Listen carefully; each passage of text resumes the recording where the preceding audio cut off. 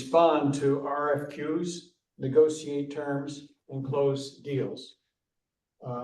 Elizabeth has been in this field for many years. She teaches international trade. She ran a key program of the government called Export Tech, customized export assistance. She is a trade consultant herself and works with clients.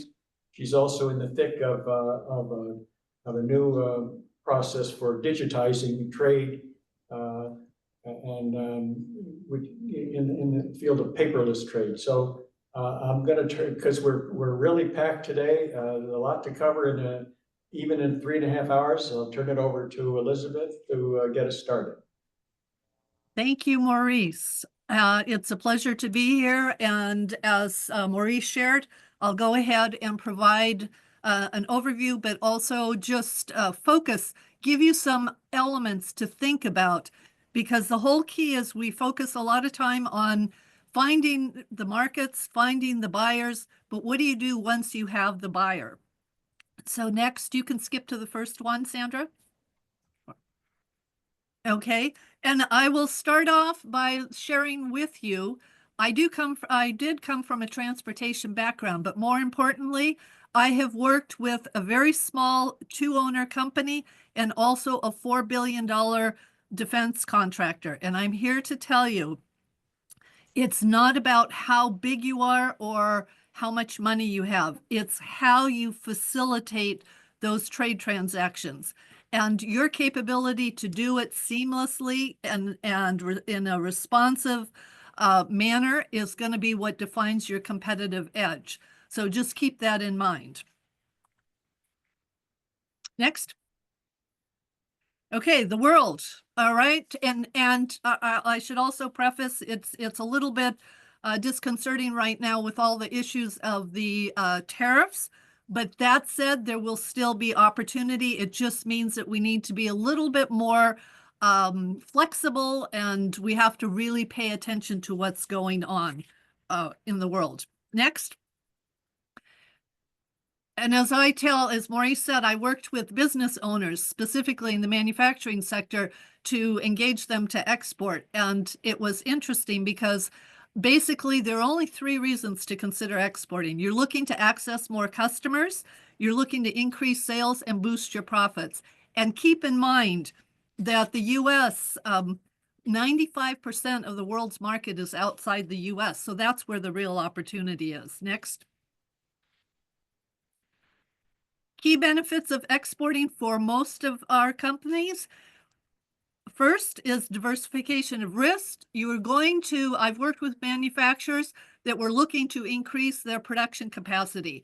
Exporting is a way to do it. I actually had a client that ended up expanding his warehouse significantly because of their growth in international sales.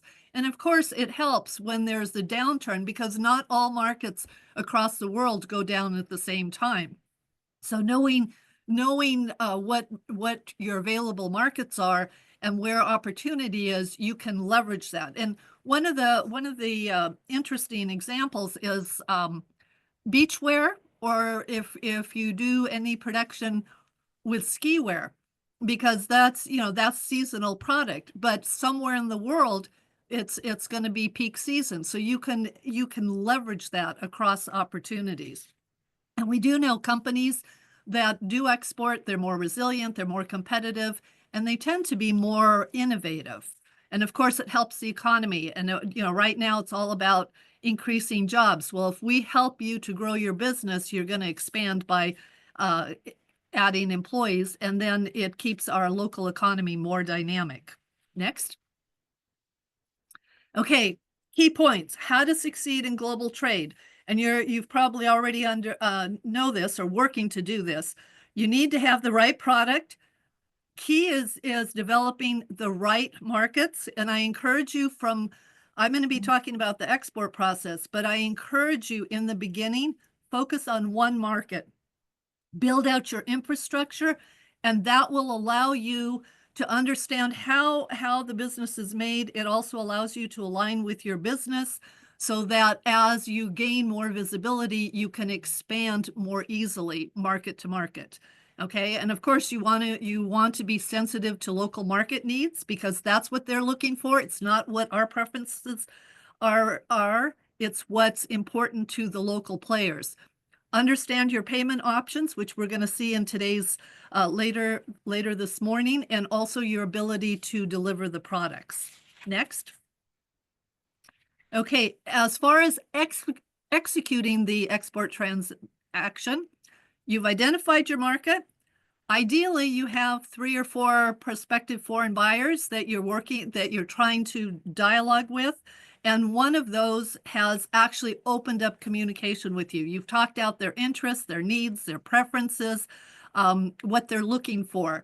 So now that buyer has identified a product that he or she wants to buy, and they send you what's called a RFQ, a request for quote. So you're going to receive that next. You're going to receive that, and then you need to determine how you're going to respond to it. You're going to provide the product that they're seeking, what the cost is, and then that is going to open up the dialogue, and you and the buyer come to a conclusion as to how you want to move forward. And as Maurice said, I'm part of a digital platform startup. It's called iTrade Digital. And what's unique about the program is it brings the buyer and sellers together on Google Meet or Zoom face to face, and they talk through all the elements of the trade transaction. And that's important because then we're talking real time, and there's less likely for miscommunication, because miscommunication in trade can cost us delays, and more importantly, it can cost us profit. So it's something to consider.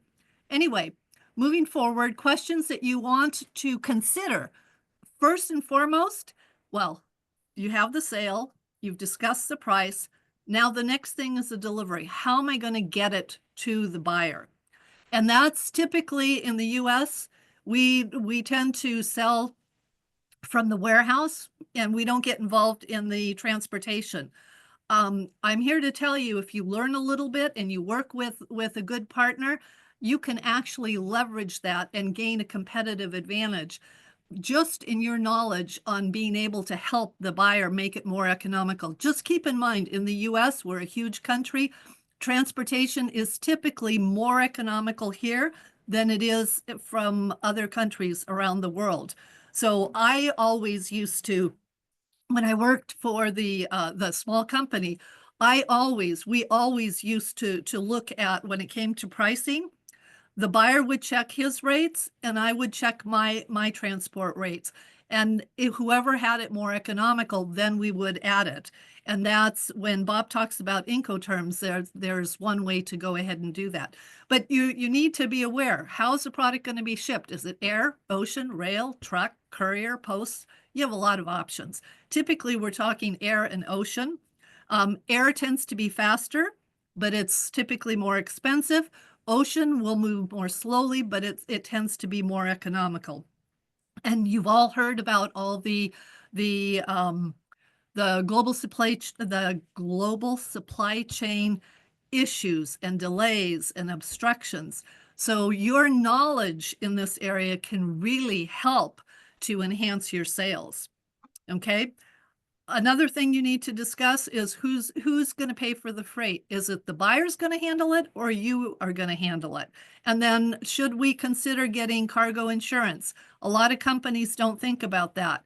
In today's age, there is a cost, and I don't know if you've talked about landed costs at all, but it's important to know what all the costs are related to exporting so that you know what that cost is when you're negotiating with the buyer.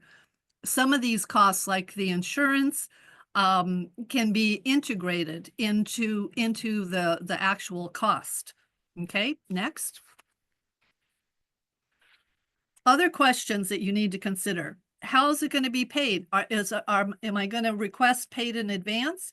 Is it going to be paid on a letter of credit? Typically a letter of credit has additional cost. You have to be meticulous with details because it can be expensive if there are mistakes made, but it's also about, on average, 1% of the value of the transaction, the value of the goods, not the actual shipping cost. Could it be cash against documents, open account? When I worked with a small company, we used to, we had enough volume that we would ship containers. And in ocean, whoever pays for the freight gets access to the ocean documents. The ocean bill of lading is a negotiable document. So what I would do is once I released it to the freight forwarder would give me a copy of the bill of lading, which was signed and dated. That means that it was in process and moving and out of my hands. I would send that to the buyer, and then he would go ahead and set up a wire transfer. We would get confirmation of that, and then I would send him the original documents. And that worked out really well for us. So you have a lot of different options. One of the things that you want to do is look at those options and see which makes the most sense for you. Incoterms, I'm not gonna, Bob will talk about it, but keep in mind, they're very important. There are 11 of them. The world uses them, and it advises who assumes responsibility for what, where does the transfer of the freight take place, and in the event of a mishap, who is responsible, and that's very critical. Next. Okay, also, now, when we're actually working, you have the sale, you've got that confirmed. Now you want to move forward. So what are you exporting? And I don't know if you've already talked about it, but all commodities have a 10-digit number, and it's called a Schedule B classification. You've probably also heard of the HTS, the Harmonized Tariff Code. The Harmonized Tariff Code is a system that's used worldwide. In the US for export, it's based on the harmonized, but it's a Schedule B number. It's a 10-digit number. There are about 8,000 different classifications. You can look it up. You can get help from your freight forwarder. There are different ways to get that information, but you will need that to move forward, okay? Is your product subject to export licensing? And there are two types of licenses. Commercial license, which is used for what we call dual use. It has commercial, but also could have military application. So that is less restrictive, but it does require a license. You do, and it's based on the category.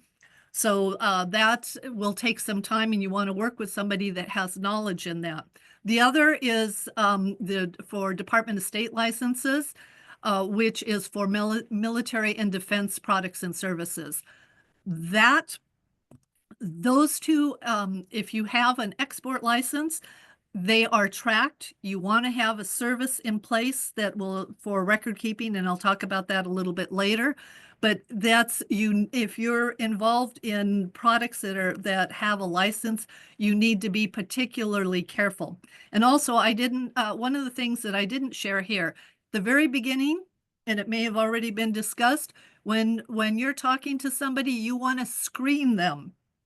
And on the trade.gov website, there's a consolidated screening list. You can put in the name and the company, and it'll be screened against 11, I believe it's 11 different lists. But that's important. You want to do that in the beginning and make sure that they're not on a denied parties list or that there's not some sanction. Because if they're on one of those lists, you will not be able to export to them.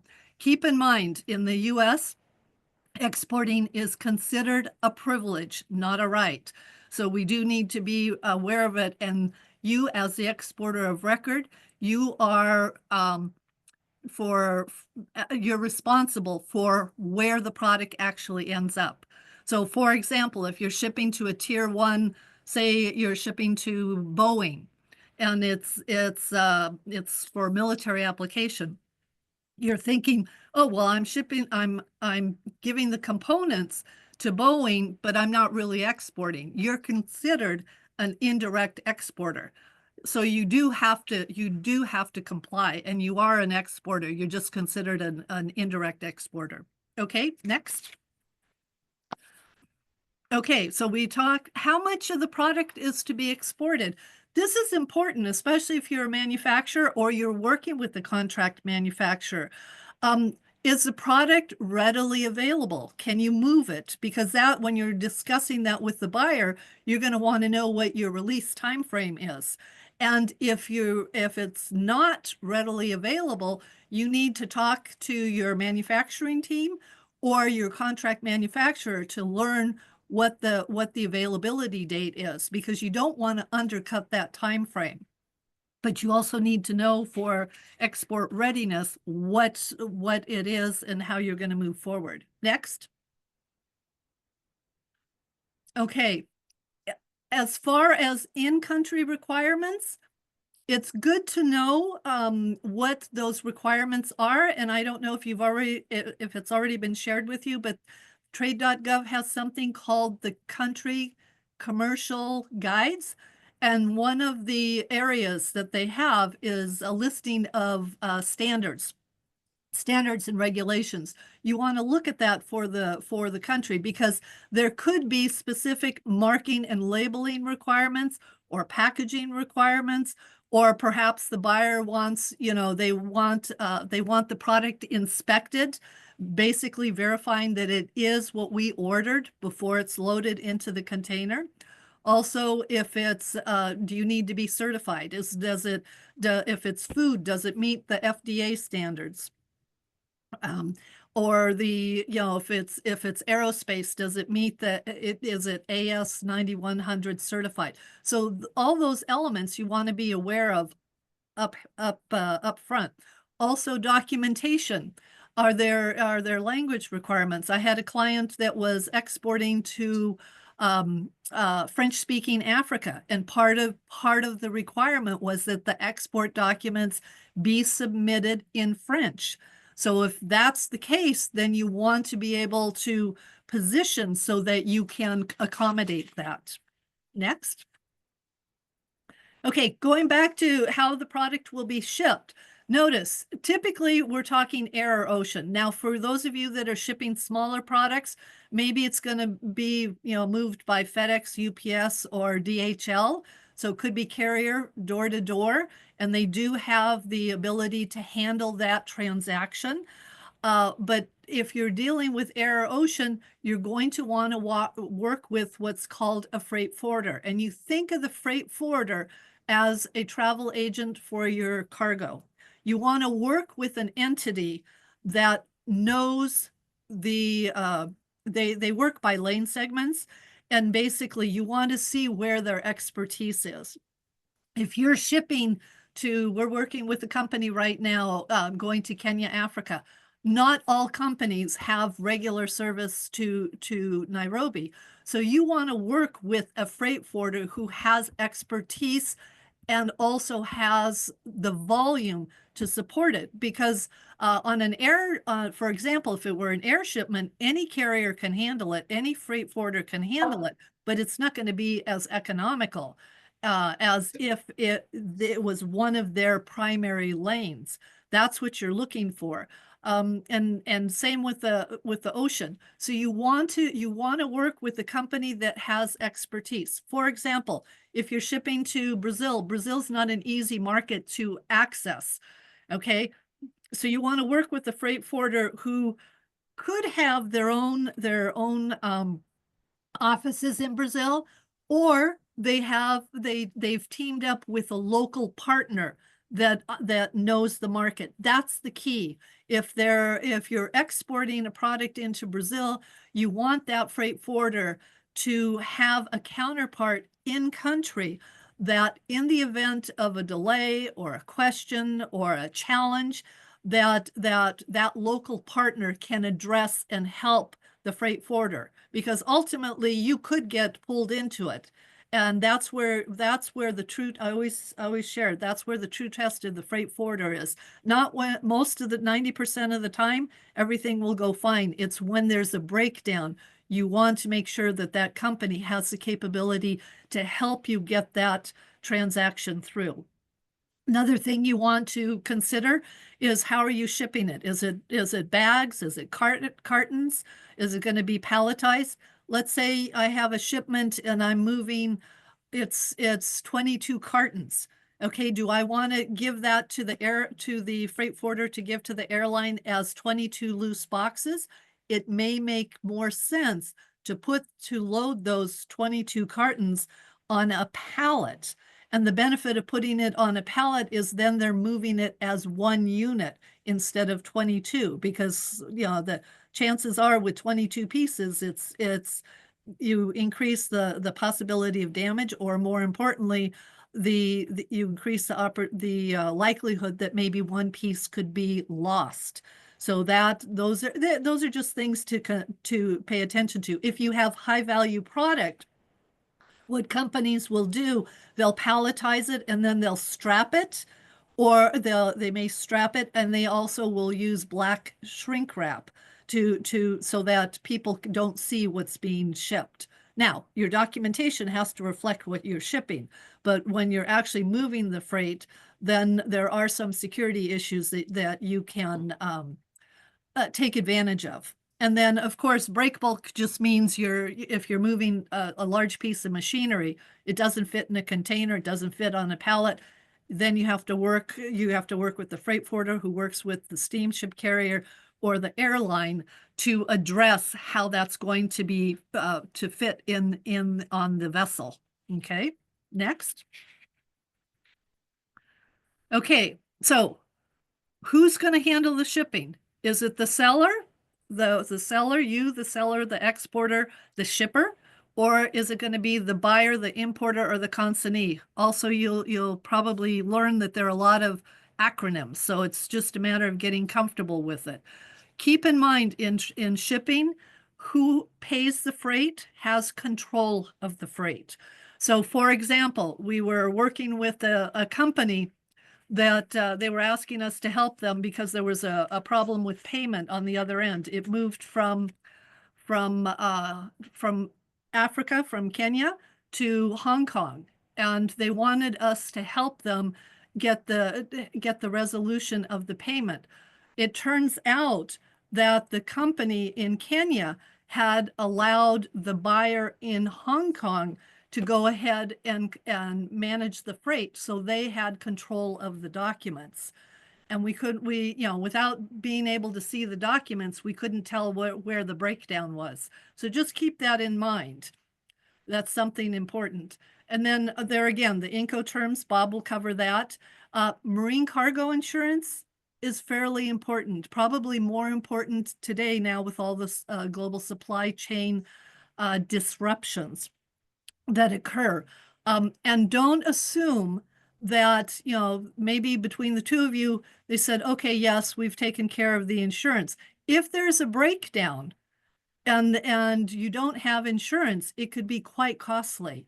So that's one of the costs. If you have the cost, you can either break it down as a single line item, or if and as you're building your business, you can either pay the freight forwarder can provide that for you, and then as you build your business, you may have your own policy, and that has worked out really nicely. Next. Okay, with respect to export documents, typical export documents, you're going to have to give the freight forwarder, and this is whether or not you're working with your own freight forwarder or the buyers. Typically, it's going to include a commercial invoice. The commercial invoice is what documents who's selling it, who's receiving it, what's the product, what's the quantity, what's the payment.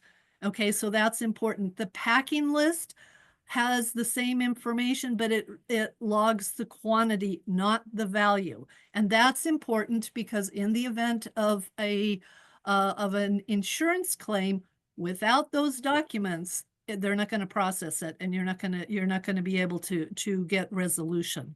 Now, those are the basic things that you need to provide. And then also If you're working with the freight forwarder, they're going to have you complete what's called a shipper's letter of instruction.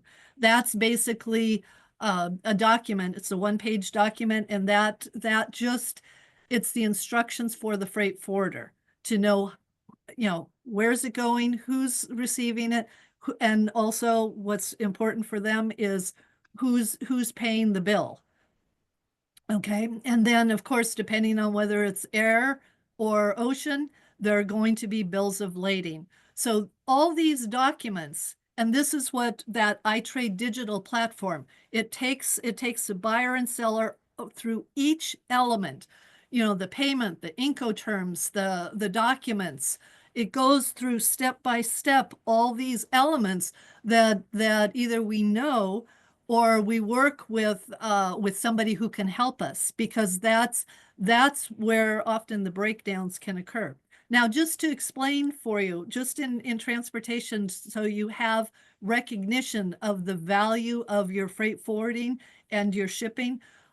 In general, when you're moving goods, it's not unlikely that it'll cross over 11 different entities. And if you notice, I put under the documents, bill of lading. Every time that the shipment is moved from one entity to another, there is a bill of lading that the entity has to sign off. So if I'm moving one pallet with 22 boxes, that's what they're signing off, that they received a pallet with 22 boxes and it was in okay shape. If there is a breakdown in the shipment, then they're going to go to each of those entities. The trucker who picks up the product takes it to the freight forwarder. The freight forwarder works the shipment, puts it in the consolidation, and then that's trucked to either the airline or the steamship line. They handle it, and then the same thing happens on the other end. A trucker takes it to the bonded warehouse. And then there's another trucker that deals with the actual delivery to the buyer's facility. So when you think about it, it really is amazing that most of our products move through the system and around the world seamlessly. Next. Okay, I've put this in the resources just so you know, but this iTrade Digital, if any of you are interested, we're more than happy to walk you through it. But what it will help, especially small and medium-sized enterprises, to negotiate the trade transactions more effectively, typically at a reduced cost, and with the key thing is much less complexity. When I was first introduced to this program, I was amazed from an operational standpoint, because I do know many of the importers and exporters, where they get frustrated, there's some breakdown because of some lack of communication or misinterpretation. By bringing the buyer and seller together on Zoom with a trade specialist, and then ideally, if we can include the freight forwarder, then we can go through clarify each step. Who's the buyer? Who's the seller? If there's an intermediary, who is that? What are the banking details? How are we going to do this? What documents do we want? How is it going to be shipped? All those elements, what's the Incoterm? All those elements are covered. So it's less likely that companies are going to have problems. Okay. Now, if the company is working, this was actually created because the gentleman that helped develop it, he worked with a lot of companies around the world, high dollar transactions that were using letters of credit. Letters of credit, people think that when there's no trust between the buyer and seller, that's going to guarantee payment.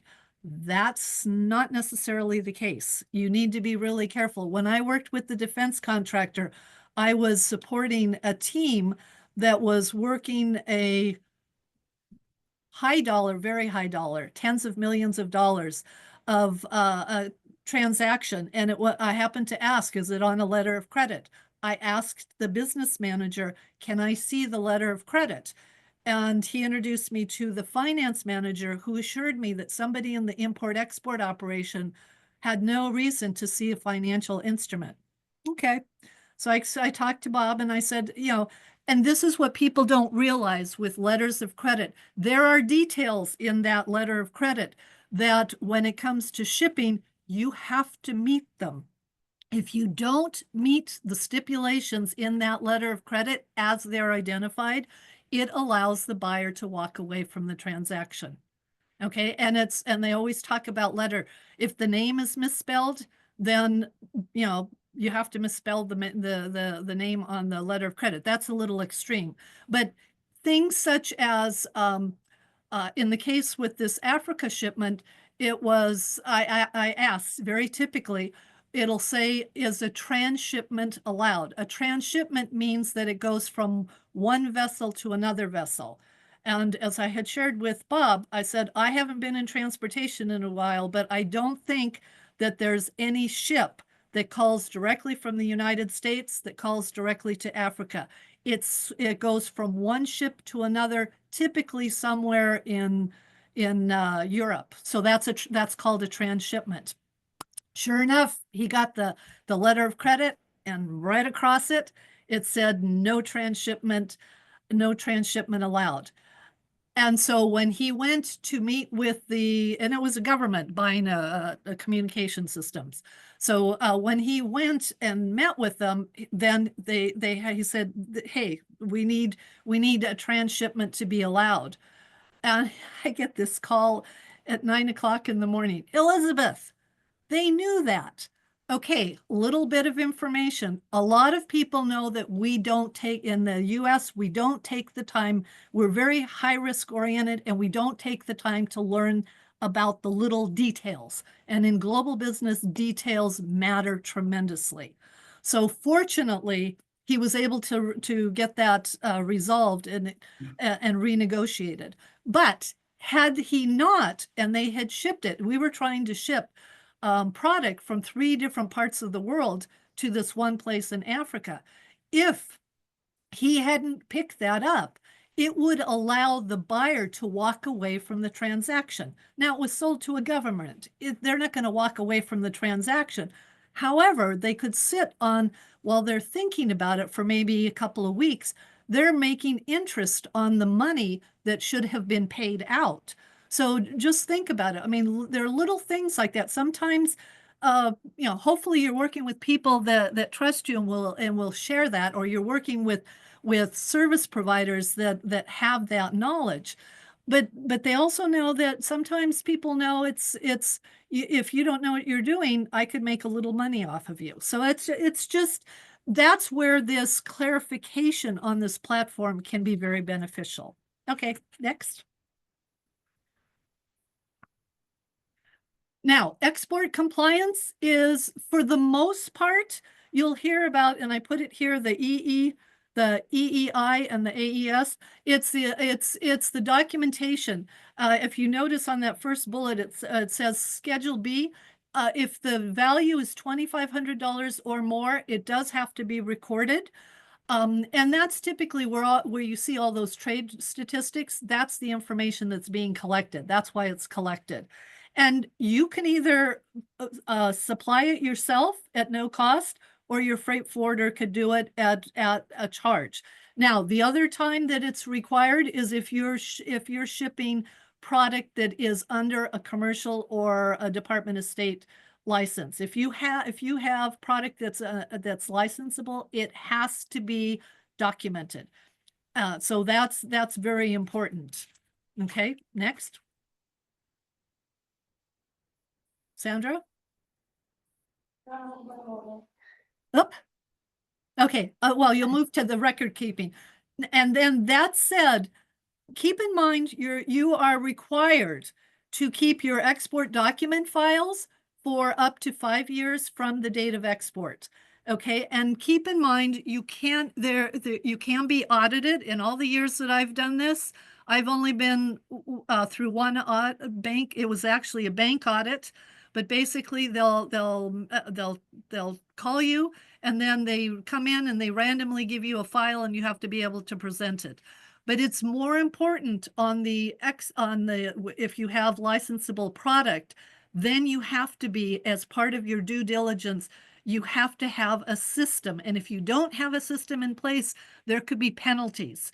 So please make sure that if you have a product that is under license, that you meet with the right people to get that system in place. And it doesn't matter if it's licensable. I remember we were shipping like a fastener could be worth 50 cents. If it's under a military a Department of State license, it has to be recorded regardless of the value. Okay. And those audits, especially for the licensable, they're not easy. So it's just, and you're just starting at the beginning. So this is a good opportunity to do it right. Next. Okay, so basically that's the overview, okay? The reality is commitment is critical. Information, of course, is key. Hopefully you're going to be flexible with adapting your product to whatever market you're exporting it to. You want to be attentive to cultural differences. And this comes, different times, different time zones, business practices, and also priorities. Sometimes our priorities are not the same as your buyer. You want to take that into consideration. And then also be aware of what customer preferences are and local regulations. When it comes to exporting, ultimately, the importer is going to be responsible for meeting the local regulations, but it doesn't hurt to understand what it is so that you can help the buyer to meet those elements. Okay, next.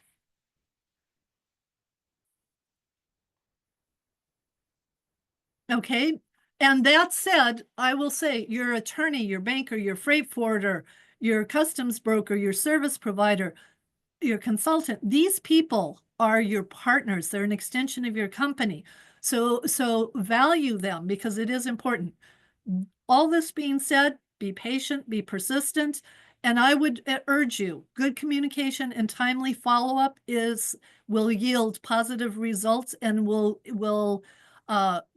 you'll be more responsive to the buyer. And this small company that I worked with in 2 years, we literally tripled their volume, and it wasn't new business. We expanded the business, and it was because we could deliver and we saved them money. Okay. And then the last thing is that success is built over the long term. The next 2 slides are just some resources that you can take a look at. Next. I've put, and you already probably know about this, on trade.gov, there's an assessment. I would encourage you to look at it. It has 9 to 11 questions, but also there are some web links here that are important. Also take a look at the US export regulations. And then the next the next page is, I've given you the link for the Schedule B numbers. Next, Sandra.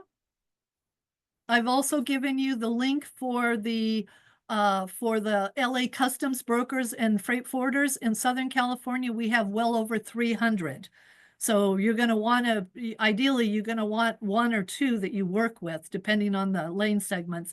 And then I've also included that iTrade Digital. There are 2 videos that would be worthwhile for you to take a look at. And if you want, we're happy to walk you through so you could see how it works. So last slide is, I encourage you to grow, do it slowly. I also want to share with you that your investment in your learning, the time, you're positioning your company competitively, and this is going to give you greater sales opportunity. You're going to make fewer mistakes because that's where most beginners get caught, and you're going to increase your profit. And with that, I'm glad to take any questions.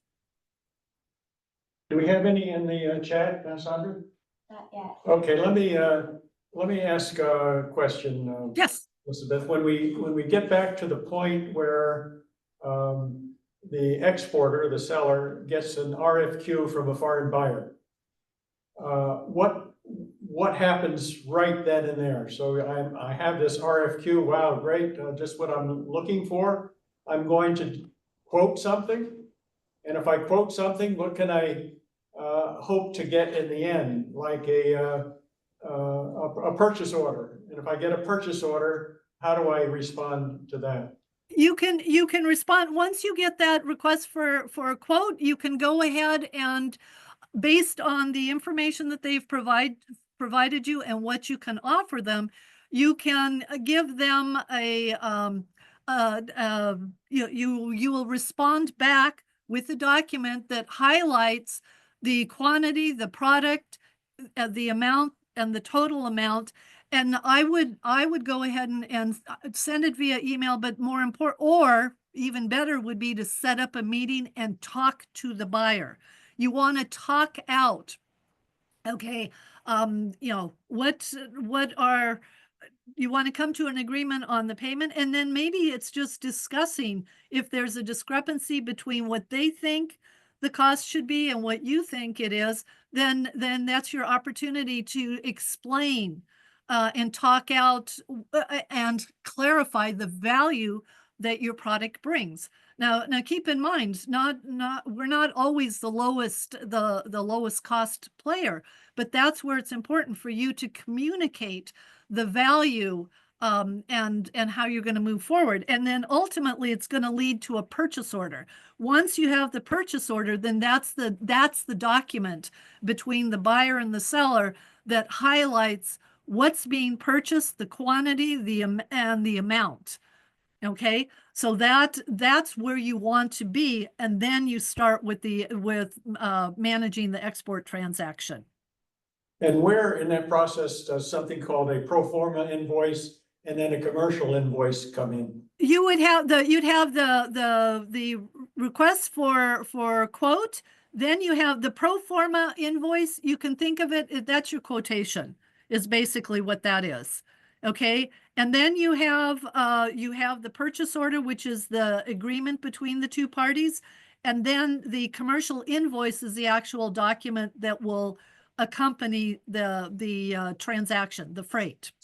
So you have the RFQ, the request for quote, then it goes to a pro forma invoice, which is your quotation back to the buyer, and then it's agreed. Once it's agreed, then you have the formal purchase order.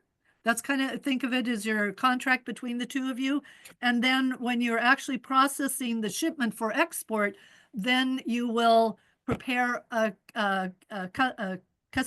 commercial invoice a commercial invoice, the packing list, and then whatever other documents are needed to go with the exported shipments.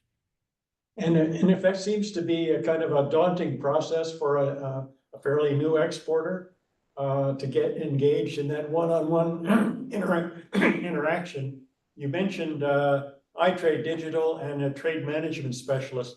If I wanted to lean on help in that process, what is that trade management specialist? What can they do for me? Well, basically what the way that the iTrade Digital works is as I shared, it brings the buyer. Ideally, we bring the buyer and seller together via Zoom or Google Meet, and it has to be face to face. The companies are vetted on both sides, so that's important because then we know we're dealing with legitimate players. But then it's the actual it goes step by step. If on the website you'll actually see it goes who's the seller, the buyer, the contact, who's the contact. It'll and then it'll talk about what's the quantity, what's the product, but then it'll go through all the little steps of is it going to go air or ocean? Is it going to what documents do we need? It's going to go step by step. And see, that's where, to your point, this is daunting because there's a lot of details there. And what I found it to be very valuable is that it's less likely that new exporters and importers it's less likely that they'll make the mistakes that are commonly made. Because if you don't quote it right, or if you don't get all the charges right, then it comes out of your profit, and that's frustrating, and sometimes it can be very expensive.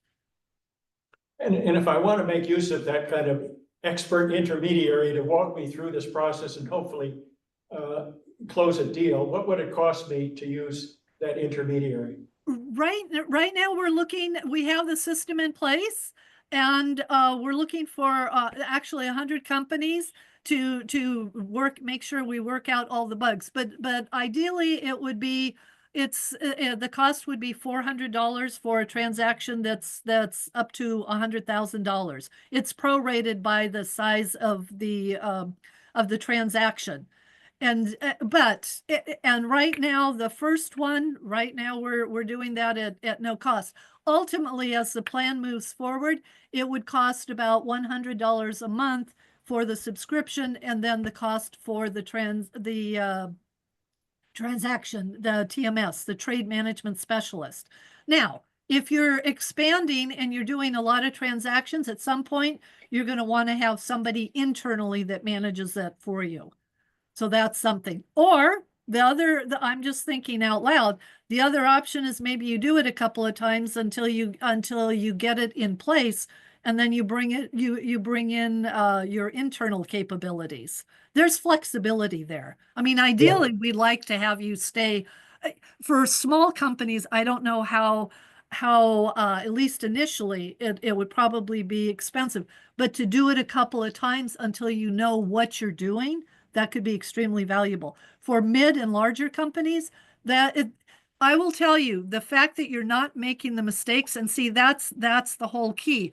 Companies that could benefit from this are the ones that have lost money on it, and they wouldn't have lost money. So that's what you need to think, is you're going to set it up correctly from the very beginning, and that has value. And keep in mind, the other thing is, especially if you're dealing with letters of credit on average, the cost is 1% of the value of the transaction. It's not the shipping, it's the value. So if it has to be a fairly large transaction. So that's something to keep in mind as well. Okay, are there any other questions for Elizabeth? Yeah, we have a couple of questions out there. We have one from, one says, can we have those links consolidated? Yes, they're all gonna be sent over to you. Also, there's another question. Can I offer my services for commercial insurance services? What's the question? Porter Commercial Insurance Services asked if they are able to offer their services. That I would check with Maurice on. Well, we know that Porter is interested in the program and would like to be a client and has some insurance background, but we don't know exactly what that would be. So we'll have to deal with that offline. Yeah, offline. That's Yeah, true. so, I see. Oops. If that's it, remember, Elizabeth is, has many years of experience, and she does have a day job. And that day job is like a trade consultant, and you've seen what kind of knowledge she has. We don't recommend anybody in particular, but you've seen somebody with a lot of expertise that you might want to consider following up with. We have Well, and I'll just leave you with this thought.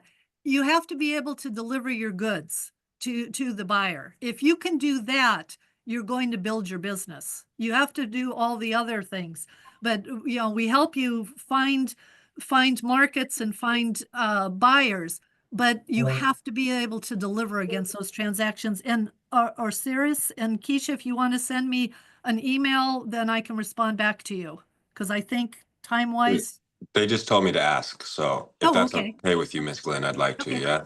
All right, thank you. So I have a little bit of a unique question. I'm also in the parallel program right now with the LA Chambers of Commerce, where we're learning how to secure and procure government contracts. And I'm a yoga therapist.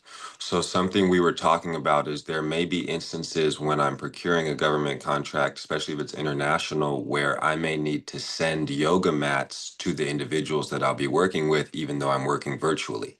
In an instance like that, do you have a site on how that might work? Would that be more so as part of the contract, or would that have to be an export on its own, even though it's not a direct sale? I would imagine, I'm not familiar with the procurement contracts. I would check with them, see if they, especially if it's government, they may have their own channels that could be more economical. Otherwise, it's a separate export, which you could do easily.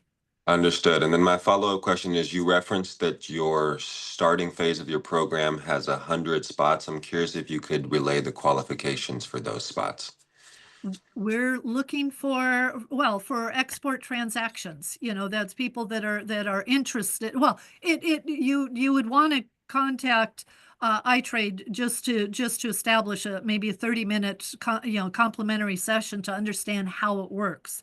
But it's legitimate transactions. And that said, a lot of these transactions, especially in new transactions, they don't move forward because there isn't enough there to support the export or the import. The iTrade actually can be import or export. It's export anywhere in the world. All right. Thank you so much, Ms. Glenn. You're welcome. Thank you. Okay, we're gonna have to cut this off now, and turn to our next, topic and speaker. Elizabeth briefly mentioned the word Incoterms. There's a lot about Incoterms, and they're critical. And we're calling on somebody I've known for quite a while, Bob Imbriani, to cover this topic. Bob is an expert in anything dealing with trade, logistics, and regulatory compliance. He's been an expert witness. He's a professor. When it came to the question of who can I find that can talk about Incoterms, I couldn't think of anybody more experienced or knowledgeable than Bob Imbriani, and he's in New York, so we didn't limit our search. So I'm going to turn to Bob to take us into this next discussion of how Incoterms 2020 are used in export transactions. Okay, thank you very much, Maurice, and welcome everyone to today's program. And this is one of the many elements in an export transaction. It's also an element on import, but our focus today is much more related to an export transaction. So we're going to go through a number of elements of Incoterms and try to present some information such as what Incoterms are not. They don't cover everything. Sometimes people believe that by invoking a certain term, it's covering an element that maybe it does not. And what are they, and what are they intended to do? What do they cover? And most importantly, since we're talking about entering into a new export transaction, how should they be used in relationship to contracts, letters of credit, and other international transactions? And also define the obligations and the seller, the obligations of the seller and the buyer to each other under these terms.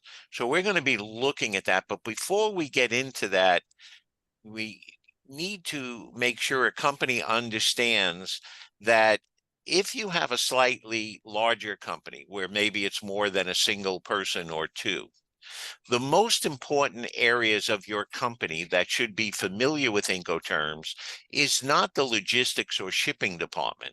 Although they must know Incoterms, the most important area is purchasing, contracts, and sales, because those are the areas of a company that are entering into a transaction and must know what commercial terms they should offer or what commercial terms they are agreeing to and what those obligations are.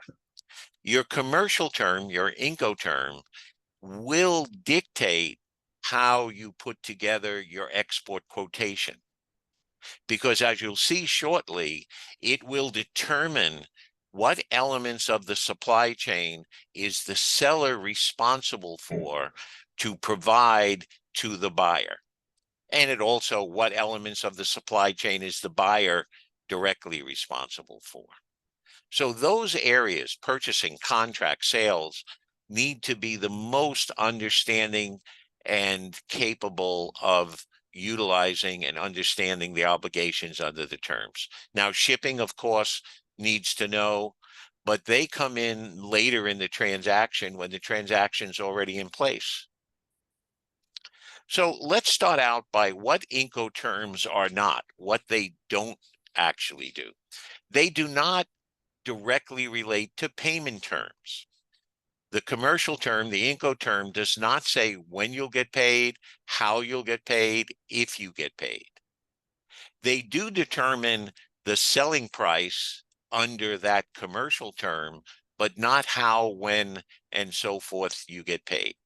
Payment terms are a completely separate negotiation. Things such as cash in advance, open account, documentary collections, letters of credit. These are separate elements of your overall negotiation, as Elizabeth was talking about. Now, we will talk about that although there's no direct relationship or chart that says this commercial term should be used with this payment term or vice versa, there are some features or obligations under different terms that may make it less attractive from either the seller or buyer standpoint to use that term with a certain payment term. So we'll point out some of those as we go through, but they are separate areas of negotiation.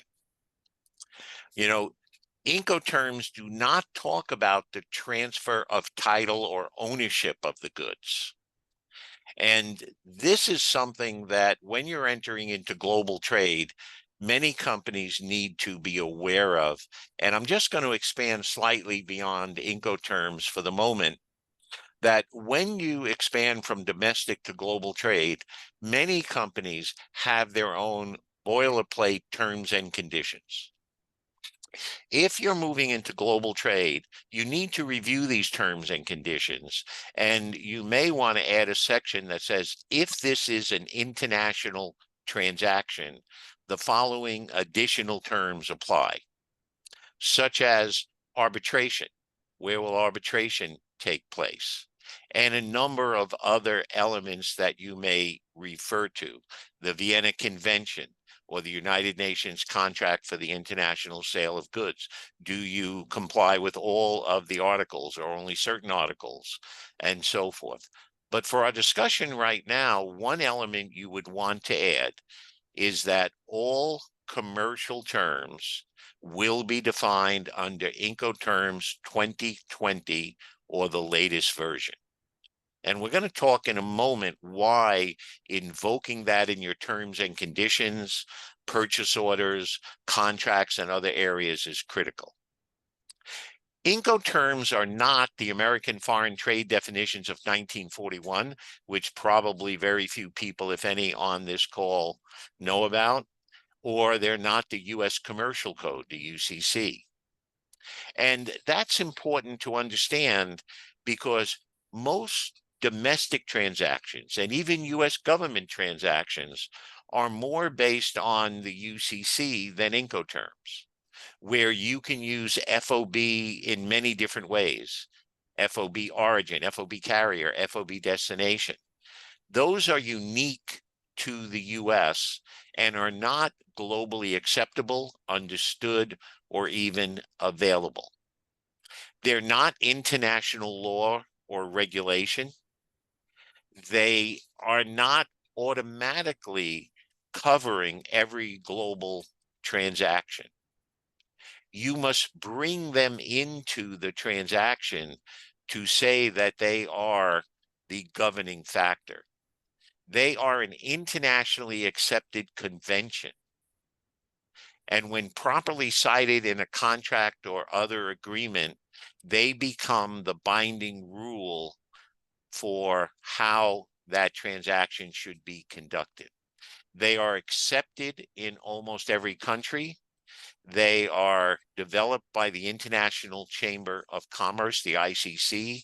They're published in various languages. And when they are drawn into the contract, they become the definitions to define responsibilities and obligations under that commercial term. So that if the transaction had to go to court or arbitration, and you did not clearly define what definitions those commercial terms are under, the judge or the arbitrator may use different definitions. So we need to understand they're not automatic. You have to draw them into your transaction. Now, they can be used in domestic transactions as well as international, but our focus tends to be for US companies more on the international transactions, and a little more difficult to invoke them between domestic companies when they have a transaction. So what do they actually do? I mentioned this already, but this is critical to understand.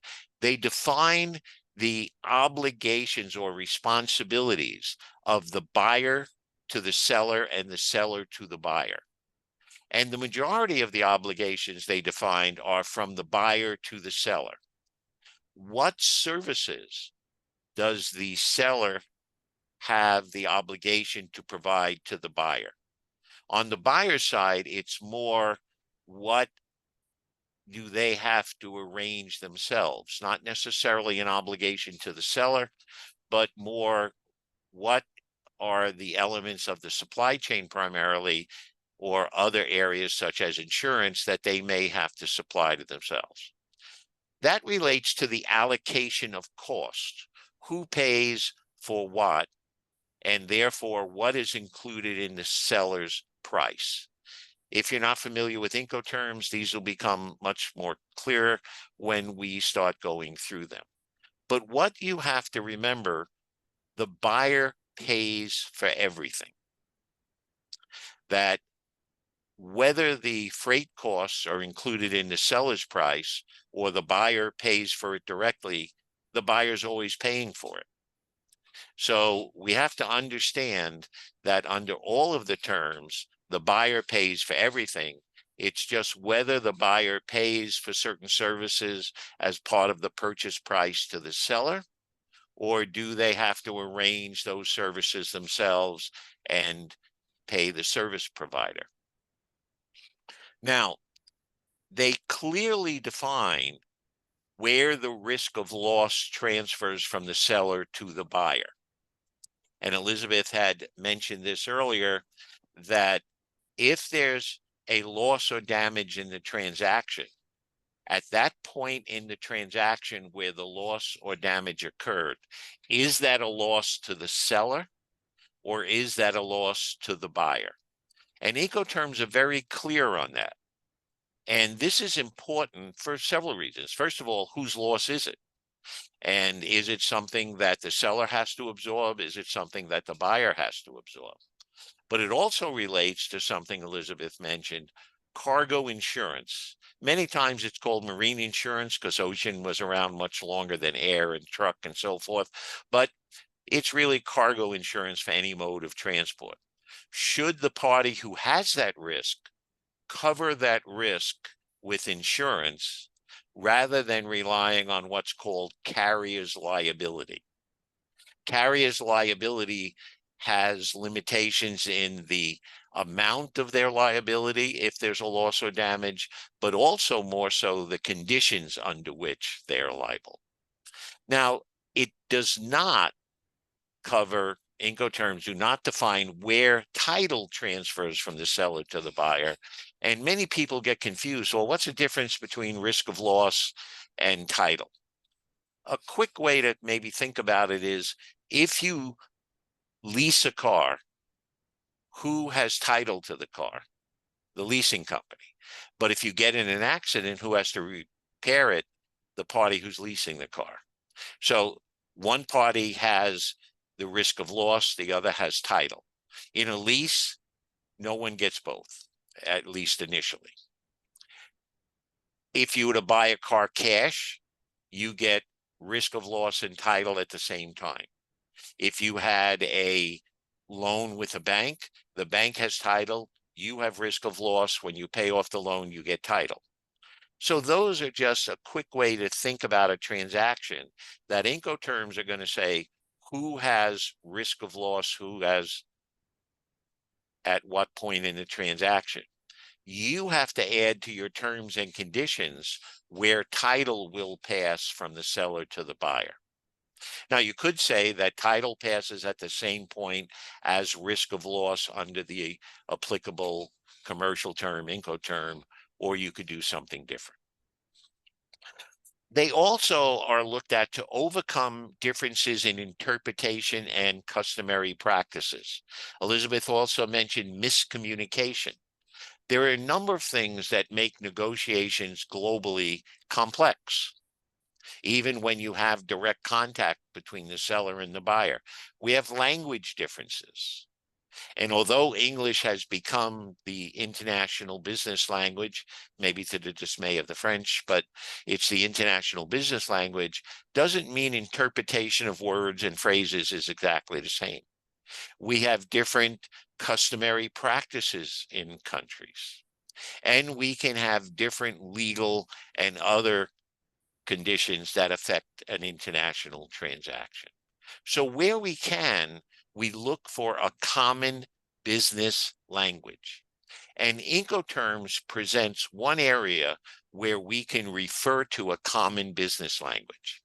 If the buyer and seller agree and invoke Incoterms 2020 to their transaction, they're working off the same definitions.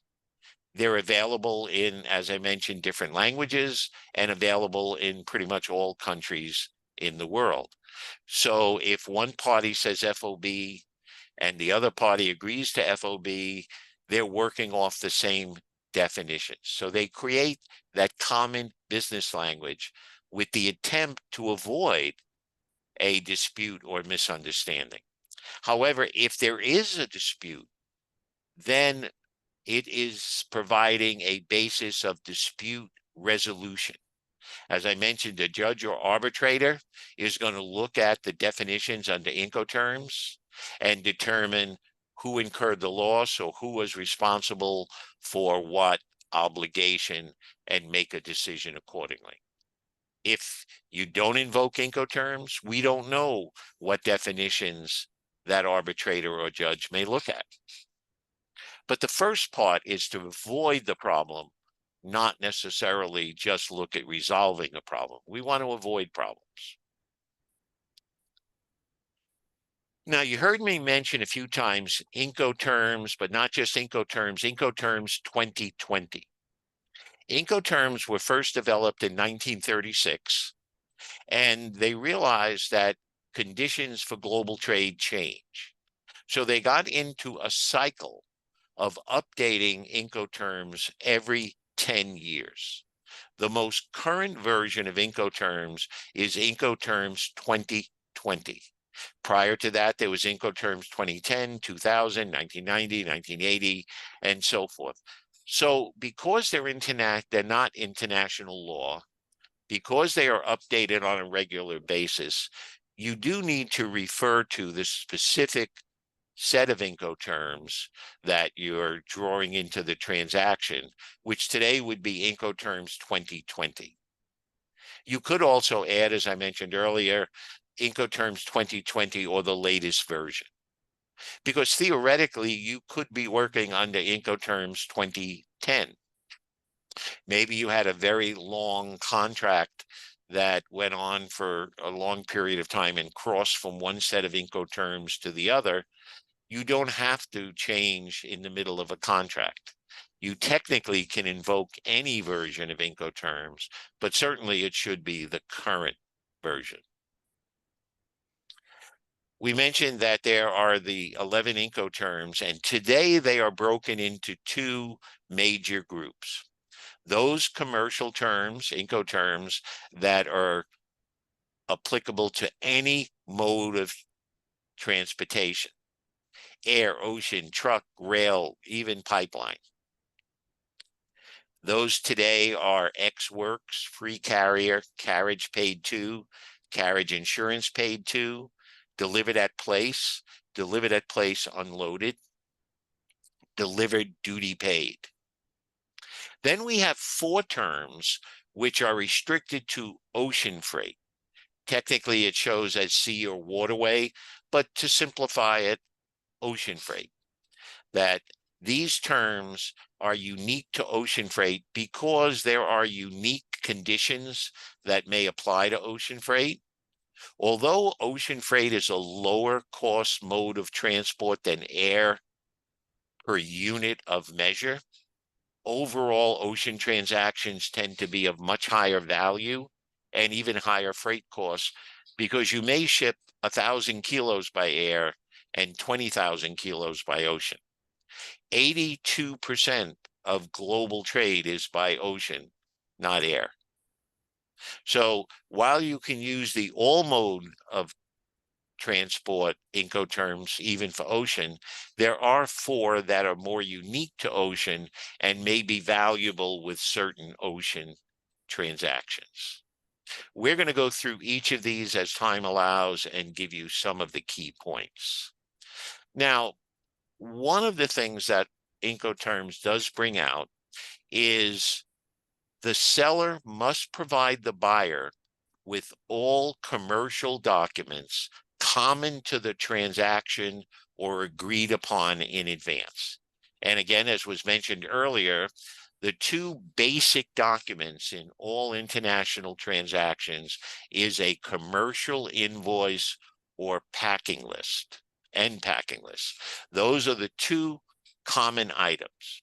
Now, there are many other possible documentary items that have to be addressed, but those are the 2 basic ones.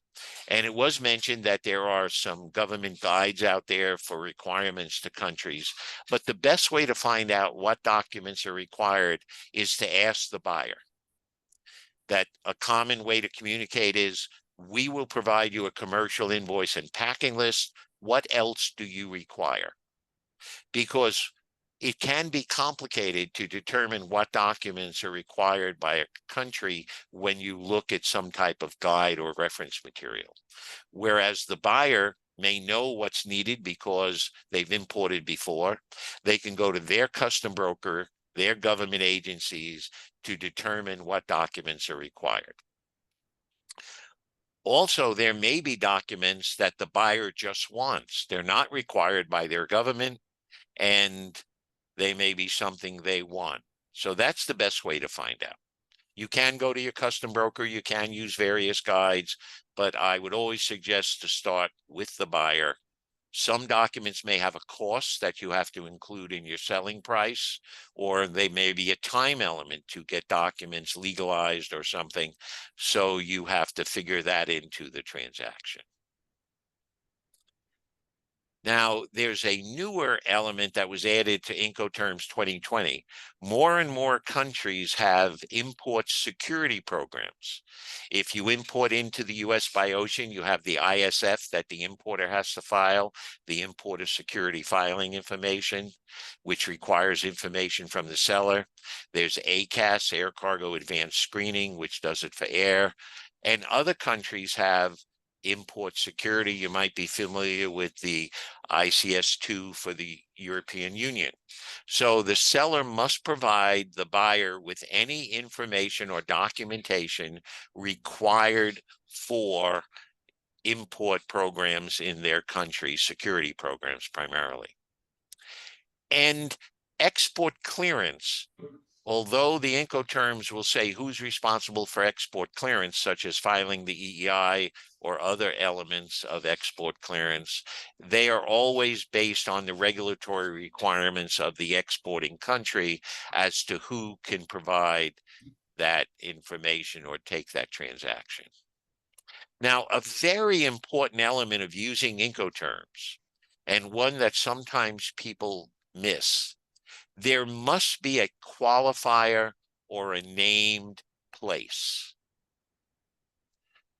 And this can be as simple as an airport code, a location, a port, or it may take a full address. I'll use a simple example, and since we're dealing with many people on the West Coast, I'll kind of use a West Coast example. You're an importer, and I'll use an import example.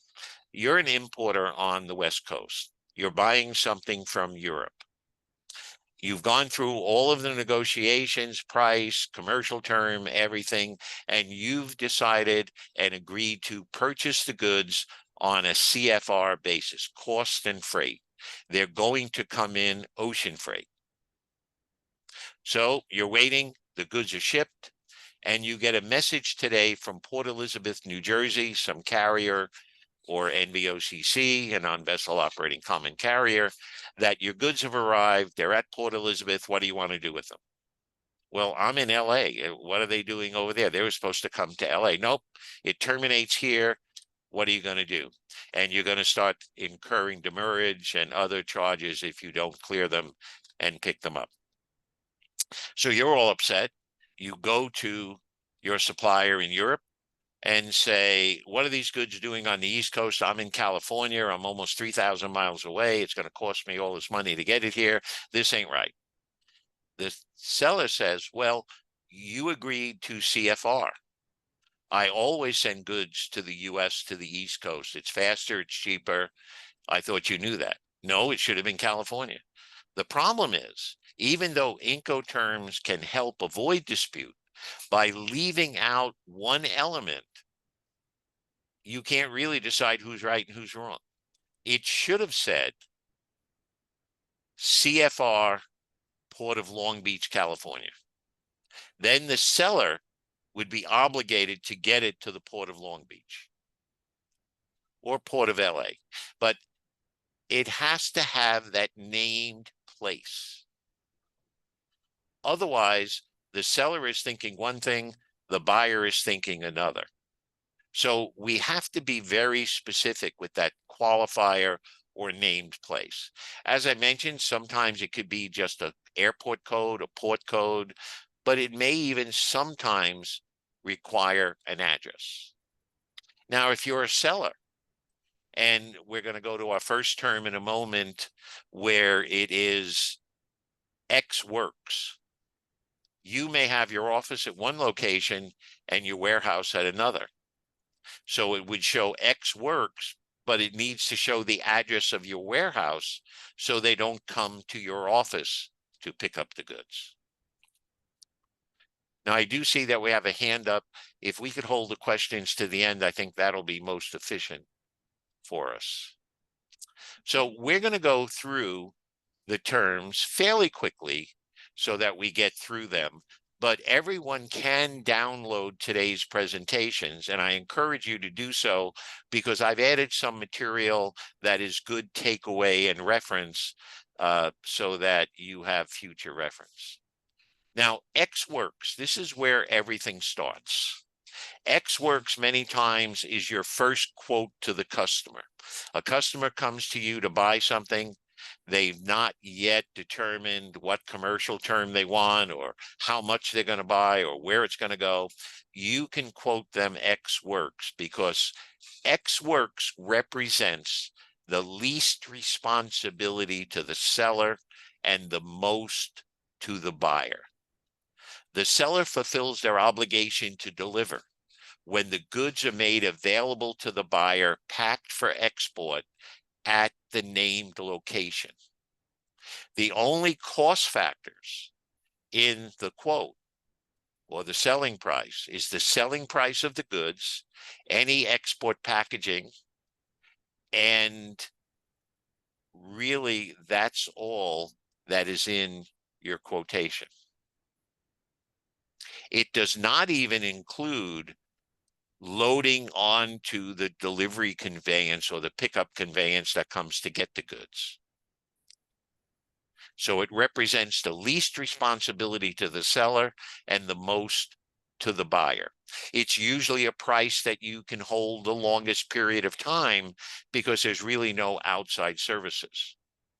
The only element that may have to be calculated if you have something that maybe has to be crated or you're using wood pallets, you have to be aware of what's called the ISPM 15 standard for wood packaging materials, that most countries require the goods meet those standards to kill any insects, larvae that may be in the wood packaging. The risk of loss transfers from the seller to the buyer when the goods are loaded on the pickup conveyance. The risk and expense of loading is the buyer, not the seller. If you were to load it on the pickup conveyance, you're doing it at the risk and expense of the buyer. Now, most of the time, loading onto a conveyance is not a major issue. There could even be union issues about who loads and does what. But if you had a larger piece of machinery that required a rigger, a crane to pick it up and put it on a flatbed, or if you have to load ocean containers in that, it's very important to know who has that risk and obligation of loading. Now, all commercial terms have various conditions that apply. And I mentioned earlier, they could be looked at as a benefit or disadvantage to the seller or buyer. One of the things that we'll talk about with Ex Works is the fact that it's the least responsibility to the seller and most to the buyer. But from a seller's standpoint, it may not be a good term under a letter of credit unless the letter of credit was specially designed for an Ex Works transaction, meaning it was also mentioned earlier that many letters of credit require certain things with the shipping documents, latest date of shipment, latest date of presentation, the wording on the bills of lading, so forth and so on. Well, if you have a letter of credit and it's Ex Works, the buyer's forwarder will arrange to pick it up. And from that point, the buyer is in control of the goods. You may have a forwarder that doesn't know how to handle letters of credit and makes a mess and you don't get paid. You may have a extreme case where the buyer's forwarder is in cahoots with them and it's kind of like, who cares about the letter of credit? I'm just sending it to them. That's it. Or you could even have one where the buyer's forwarder is very good with letters of credit and they charge you a few $100s for handling the letter of credit because they're really doing that for you, not the buyer. You know, the seller loses control of the goods early in the transaction. You may lose buying power with carriers because you're not controlling any of the freight beyond your facility. Now, from the buyer's side, they must have the ability to control it from your location. The buyer does control transportation costs. And in the US, by regulation, if it's a routed transaction where the buyer controls the export, the buyer can be responsible for filing the EEI. Now, the seller is still what we call the USPPI. They still have an obligation to have no reason to believe the EEI is filed incorrectly, but technically the buyer is responsible for filing the EEI. Our next term is a little bit more complicated. It is free carrier. The seller fulfills their obligation to deliver when the goods are delivered to the named carrier at the named place. That carrier can have different definitions. It can be an actual international air or ocean carrier. It could be a truck carrier going to Canada, Mexico. It can be the buyer's forwarder as well. So it could be any of those type of definitions of what a carrier is. In fact, in many cases, FCA is applicable to US transactions with Mexico because many Mexican transactions, we deliver it to a designated freight forwarder, warehouse, transportation company selected by the buyer at the Mexican border. El Paso, Laredo, Brownsville, McAllen, areas like that. We as Americans have a tendency not to want to handle anything beyond the Mexican border. You know, it can be used in place of Ex Works if the seller wants to be responsible for the loading on the pickup conveyance. Maybe it is special handling required or something of that nature where the seller wants to control it. Now, under FCA, depending on if we're delivering it to an international carrier or to the buyer's forwarder, the seller or the buyer may be responsible for filing the EEI. If we're delivering it to a buyer's forwarder that they selected, the buyer is responsible. It's considered a routed transaction. If the seller is delivering to an international carrier directly, the seller is responsible for the filing of the EEI. It's not as commonly used in international transactions as you may think, but it can be. And it can reduce the seller's risk while still providing control in the origin country.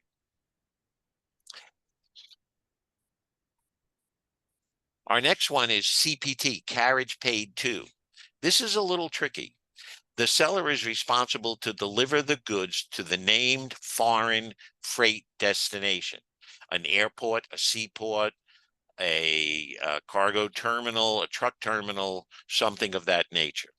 So the seller now has much more obligation.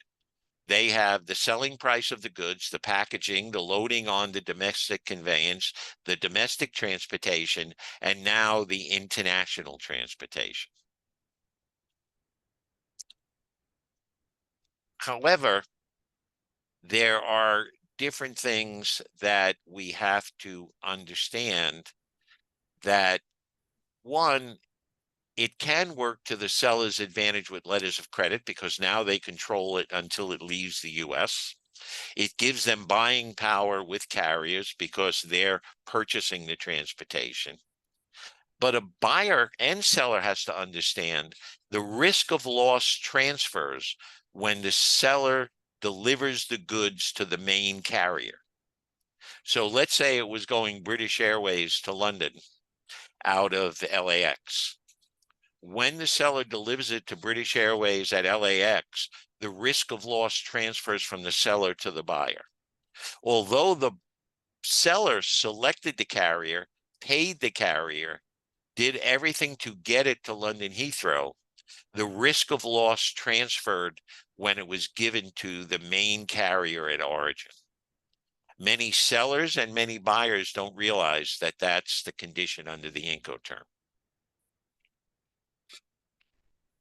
So now the buyer has to realize maybe I should have cargo insurance.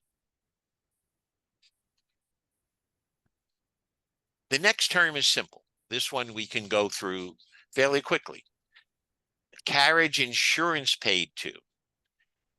CIP has all of the obligations of CPT, except now the seller has to provide cargo insurance in favor of the buyer.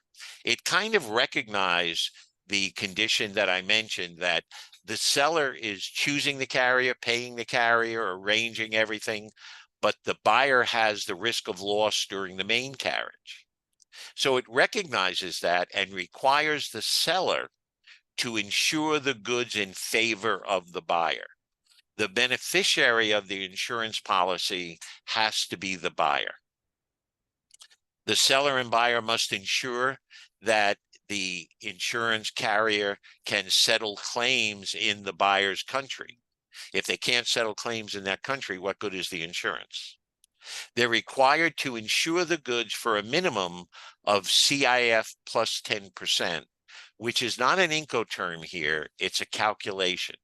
And it's the standard for insuring international cargo, that you insure it for the selling price of the goods, the insurance premium, all of the freight costs plus 10%. That ensures a more full recovery if the goods are totally lost, or even a increased partial recovery if goods are damaged. All other obligations are the same as CPT, but here's where the seller would provide another document to the buyer, the insurance certificate, to show that it was insured, who it was insured by, how much it was insured for, and so forth. Now we come to another term, delivered at place. And if you're kind of following, if we were to draw a line graph, we're seeing that we start out with X works, which is the least responsibility to the seller and the most to the buyer. And as we go, the responsibilities to the seller grows, which means in many cases, the elements that you have to allow for the pricing has to increase as your obligations increase. So delivered at place, the seller is responsible to deliver the goods to the named foreign destination. Has to be a foreign destination. Does not necessarily have to be a freight destination, although many times it is, not offloaded.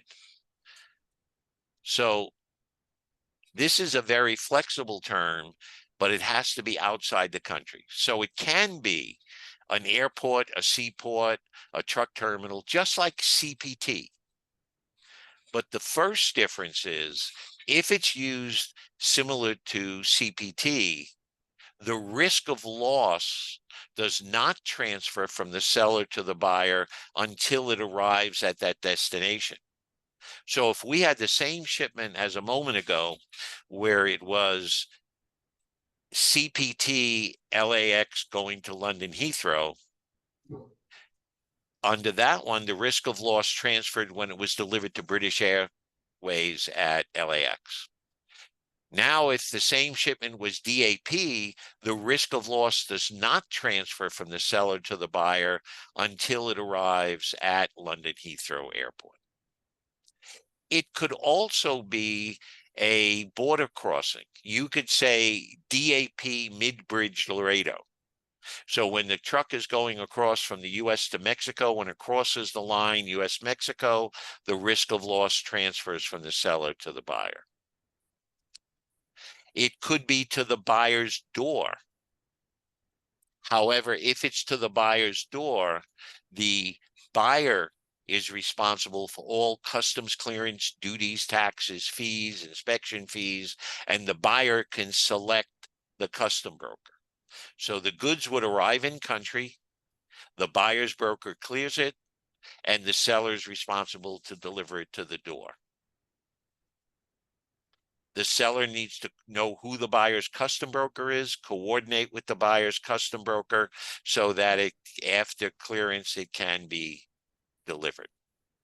Now, the offloading at destination is the buyer's responsibility and risk.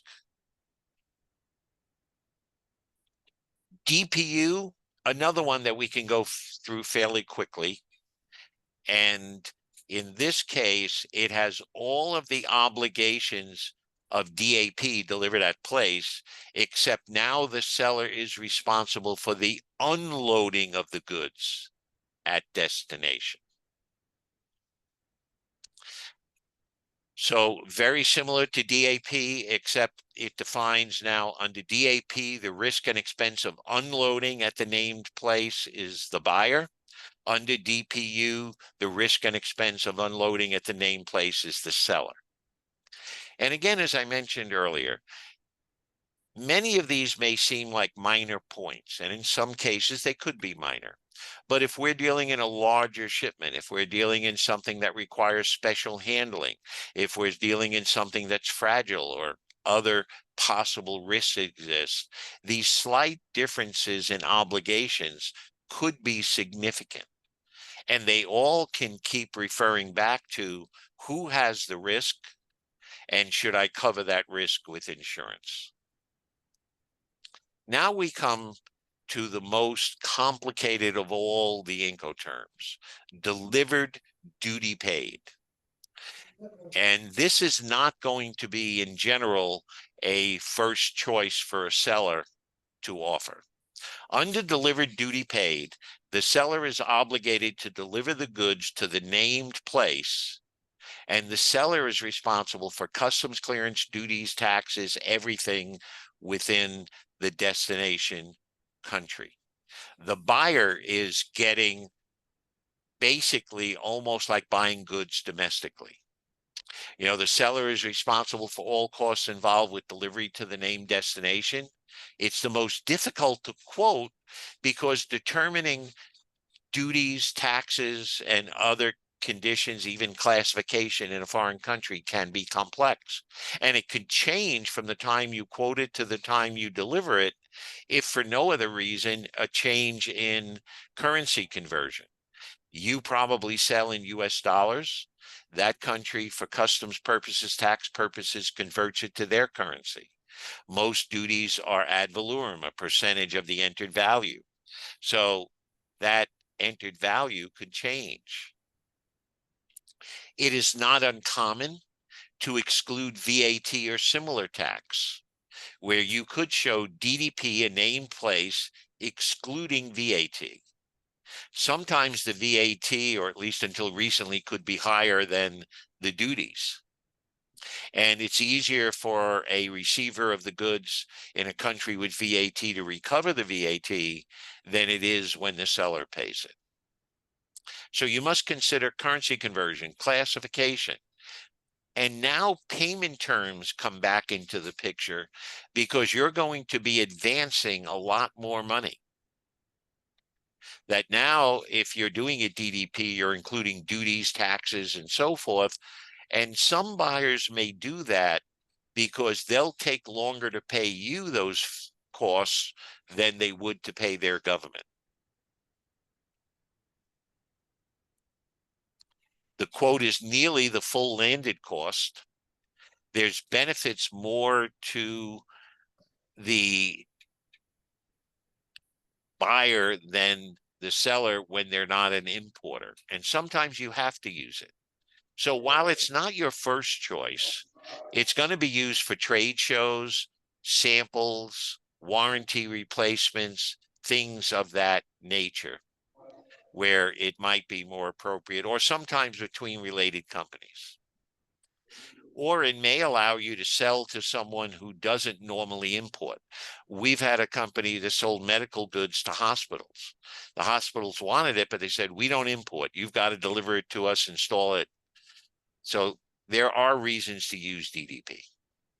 Now, those are the terms that are for any mode of transport. We now have those that are for water transport only. And the first one is obviously for ocean freight or water transport. Free alongside ship.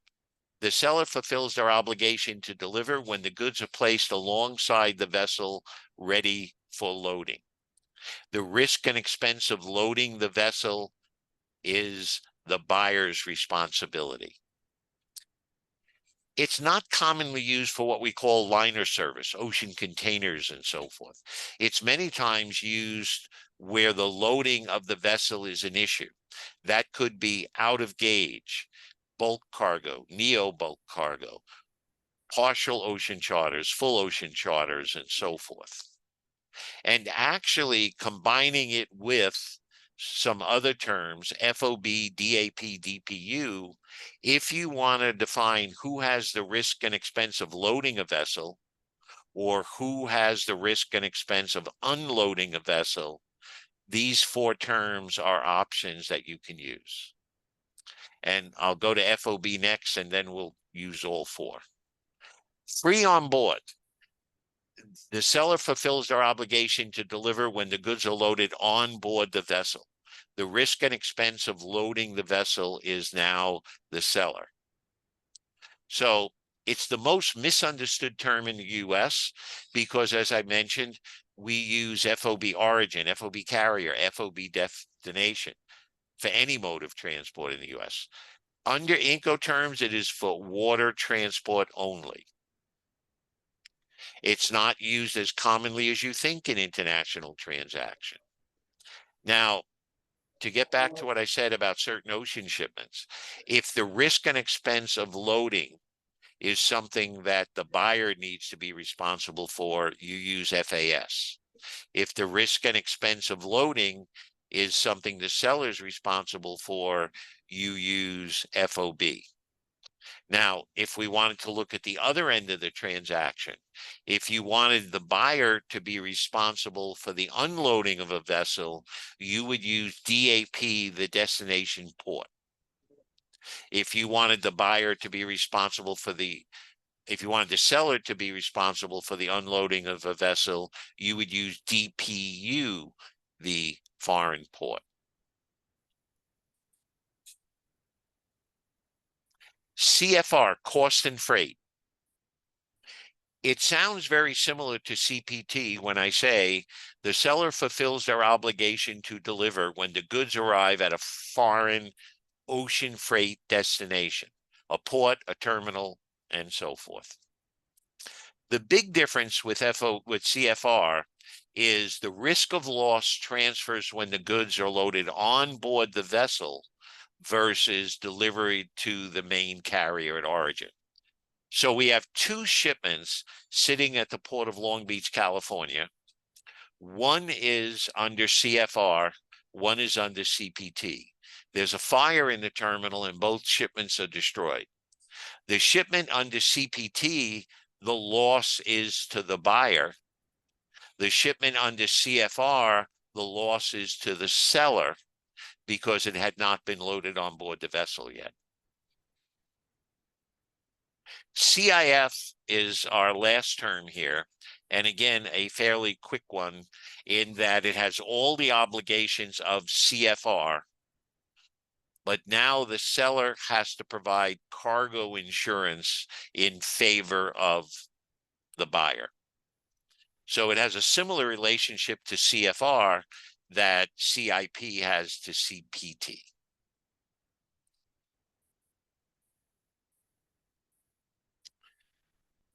Now, before I finish up and then go into questions, I did go through this very quickly based on the allotted time, which is why I mentioned that it would be valuable to download the presentation, because there were a number of dot points that I didn't go into great detail, and it would provide some good reference. But one of the things we need to remember is there are no good terms, there are no bad terms. They are all good if they reflect what the buyer and seller have agreed to, and the buyer and seller understand and can exercise their obligations. They're all bad if they don't. It is one of many elements of international transactions where you must be proactive. If there's one word that defines how you should handle international transactions, that is being proactive. Learning what you need to know, negotiating every element of it beforehand, and not assuming anything or just moving forward without having agreed and ensure that both parties understand what their obligations are, what the cost factors are, and so forth. So we're at a point now, and we do have a little bit of time, and I know there were a few hands raised, so I'm going to stop sharing so that we could see a little bit more. And Maurice, maybe you can field the questions for me. I don't see any hands raised now, but there were hand raised, and if we could got check the two. chats. We Okay, got two, Mr. Embriani. We got Vose, who was before me, and then I was the one who you delayed to later. So Vose, you okay, can go before me. go ahead. Okay. So I have, thank you for that presentation. It's fantastic. I have a situation, two situations. This morning I was on a call with an importer in the UK, and we were discussing X-Works, FOB, and I think CPT. Anyway, what they said, they only clear VAT because they do get that reimbursed over a period of time. They want us to be responsible for the duties. So I'm not Okay. sure how that works and what terms, because it seems like it's a mixed. Yes. What it is most likely is they do not understand Incoterms. The three terms you mentioned would not make you responsible for customs clearance, duties, taxes, anything. It sounds more like they would want you to sell it under a DDP excluding VAT. Now, the reason we said exclude VAT, from your point, it can be higher than the duty, or traditionally it was higher than the duty until we started going crazy with duties around the world. But also, VAT is like a hot potato. You can pay it, then recover it, and then they can pay it and recover it. So much better for the receiver, the importer, the buyer to pay it because one, they don't pay it up front. If you pay it, you have to pay it at the time of clearance. Mhm. And two, they may be able to recover it much easier than if you pay it and bill it to them. But none of the three terms you mentioned made you responsible for almost anything, never mind the custom clearance and duty. They didn't like the X Works terms. Right, because you just say, here it is, come and get it. Right. So that You know, was, okay, I understand that.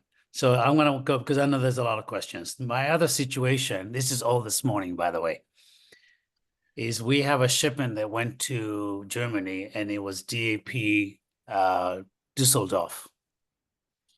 Well, it arrived late. In the Incoterms, they had a specific window of arrival. Now they're saying since it arrived late, they want to postpone accepting the shipment until November 1st. Okay, the Incoterm does not cover that either. Also, the bills of lading and so forth, most carrier bills of lading say they're not responsible for delays in transit. What we would have to look at is the purchase order, contract, and so forth. It Okay. becomes much more of a contract issue. Were you obligated by some form of contract to deliver the goods or make them available in Dusseldorf by a certain date? So it really refers back to the contract. Was there a delivery date and were there penalties built in for not meeting that delivery date? And I Okay. say contract, it could be a purchase order. I mean, it could be a formal contract. If there's not, you're going to say there was no guaranteed delivery date and so forth.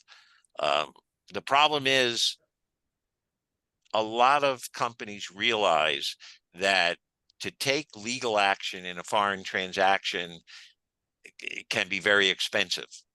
And they try to play, well, I'm not going to take it. What are you going to do about it? Yeah, pretty much. Yeah. You're going to hire a lawyer here to hire a lawyer there, and it'll be November or whatever it is before you get anywhere anyway. So what's the answer? Wait till November. No, Sure. I would try to negotiate with them. And I think it was something that was mentioned earlier. You really need to get to know your client up front. That are they reputable? And should we have built in something like this? Gets back to your terms and conditions. You Yeah. might want to, in the future, put in your terms and conditions, not responsible for delays in transit. Mhm. So it's really more of a contractual Agreement, yeah. issue than it Yeah. is an Incoterm issue. Okay. All right. Thank you so much. That was really very informative. Thank you, Bob. Okay. Any other questions? Yes, I have a question. Osiris Bouquet speaking. Thanks, Imbriani. What Vose just spoke to, or Vose Hair Care is the name of the brand, but is relevant to my question. What, from your experience, are some of the most amicable routes when misunderstandings like this do occur? Or is there a direct way to do it? Is it always going to be a negotiation, dragging through just maybe a few bullet points since you have so much time in the field? Well, I think the first thing, and this was covered in the first part of Elizabeth's presentation, is really making contact in some form with your customer. Now, it doesn't have to be through a formal service, where you have to pay a fee and so forth for it. You can create your own Zoom meeting. You can visit them, or they can visit you, or you can have conversations and so forth.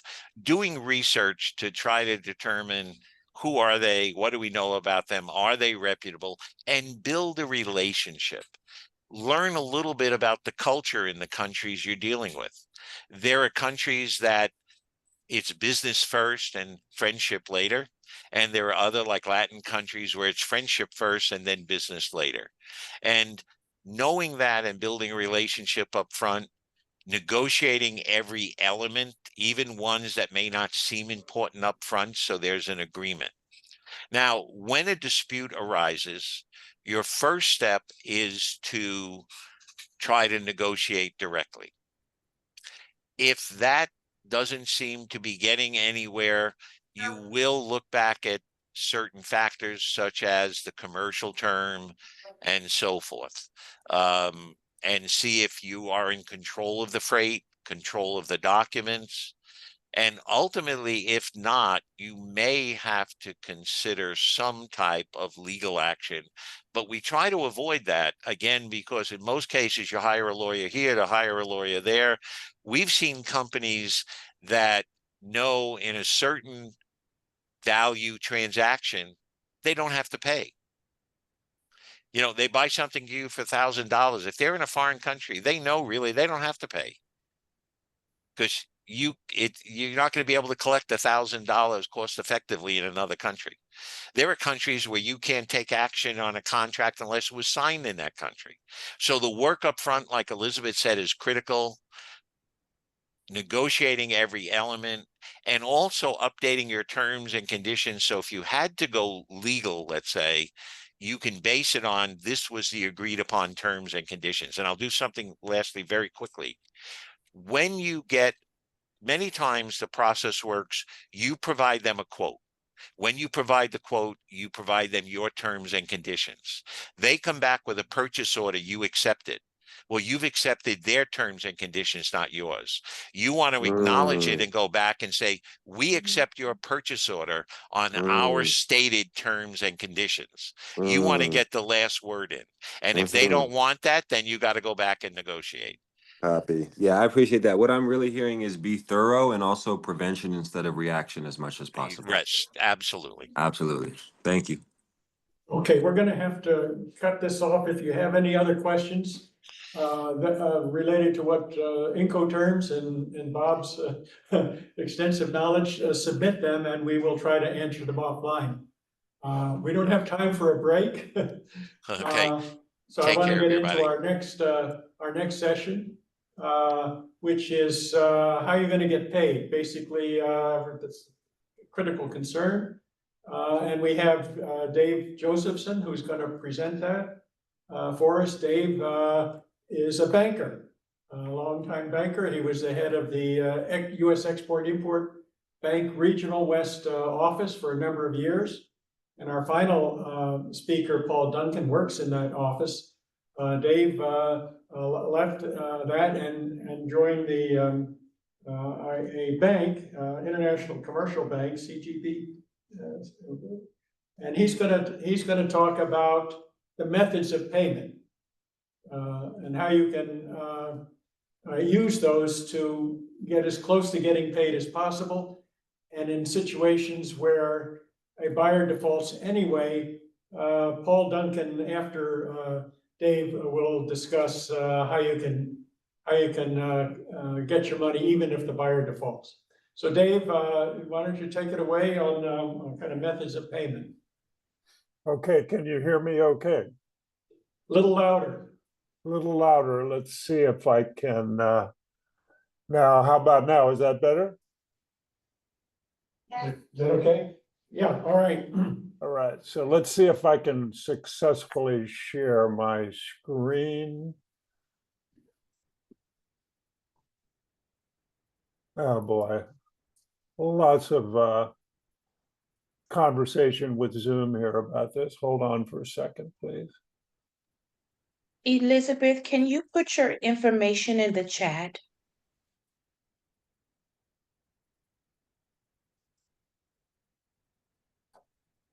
What was that? His bio? I haven't.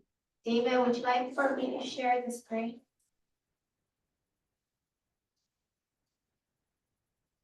You want us to share, handle the slides, Dave? I think that would be better since my Zoom is Okay, giving me can you it's do that? giving me a quiz here and I haven't got the answers. There we go. Okay. Okay. Well, we're going to talk today about international trade loans, and indirectly that is a way to get paid for export sales, because we're going to talk about a trade cycle, which means that regardless of your commercial terms with your buyer, and Paul Duncan will tell you all about the different commercial terms you can negotiate, regardless of what they are. Often that event of payment, it doesn't occur, when you need money. So we're going to talk about trade loans. And am I controlling this thing? Can I flip it to the next slide? Oh, there we go. There we go. That's me. And then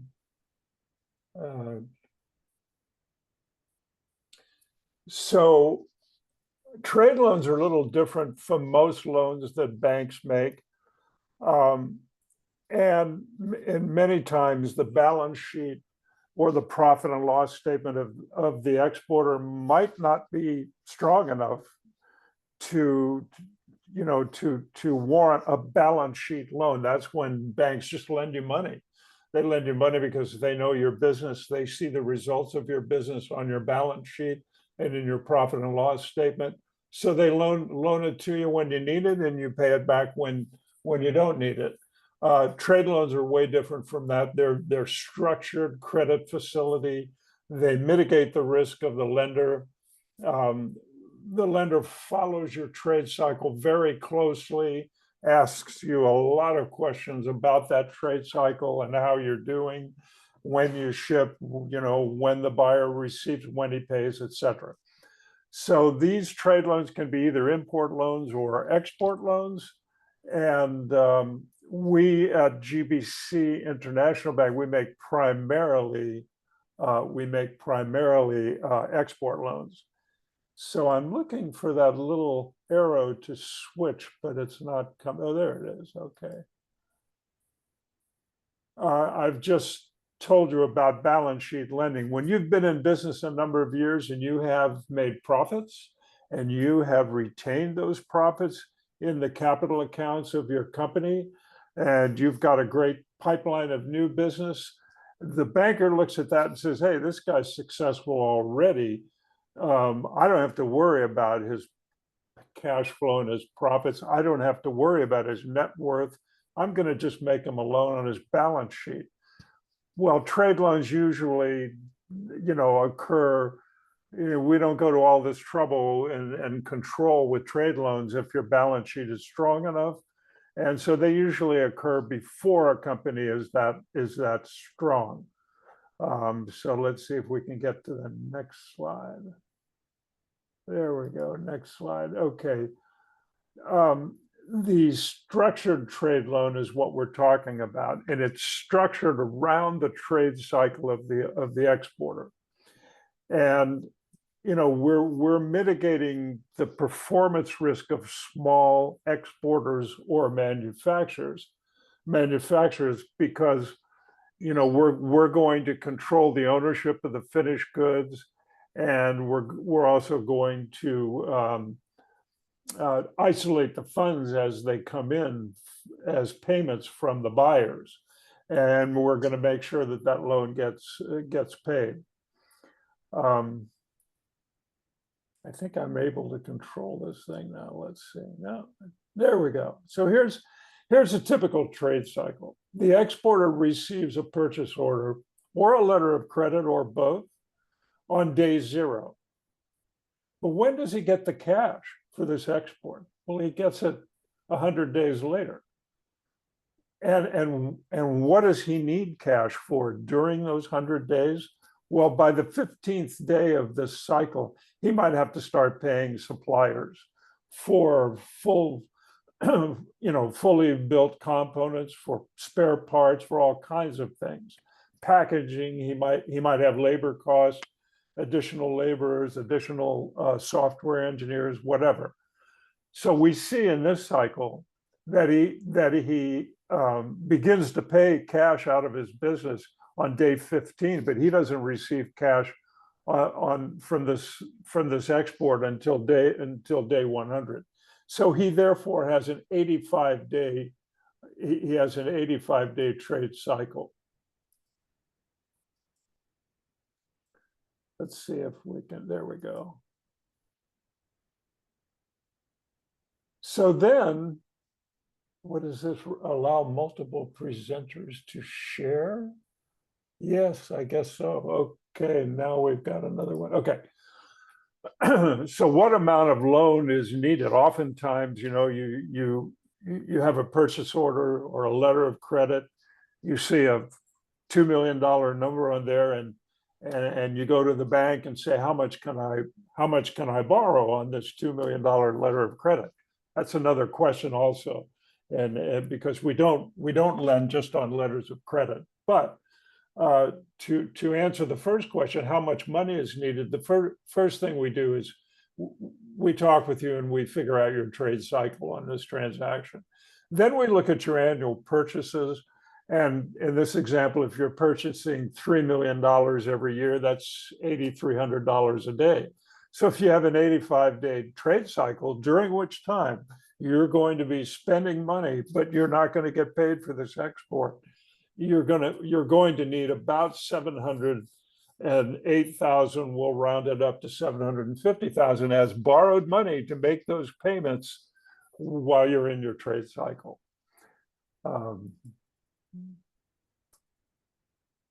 So we further mitigate our risk. Not only do we try to have the goods when they become finished goods and are shipped, not only do we try to have you ship them so that we can get to them if the buyer doesn't pay, so that we can have ownership, with say a bill of lading that's blank endorsed.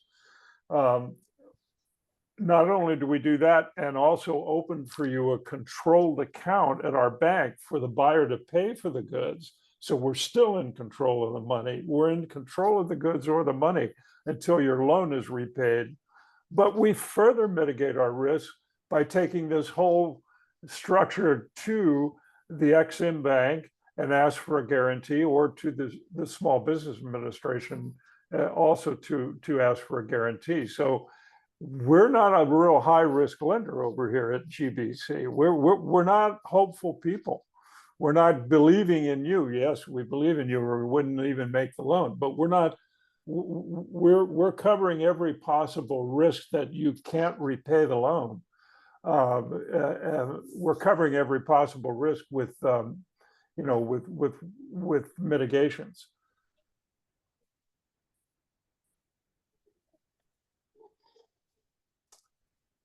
So looking for a moment at the guaranteed trade loans of Ex-Im Bank, we focus on, we have right now about 100 loans, of these trade loans. And I would say that a third of them are guaranteed by Ex-Im Bank, 2/3 of them are guaranteed by SBA.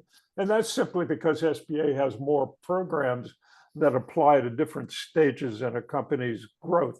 And of course, it really focuses on small businesses. So it focuses.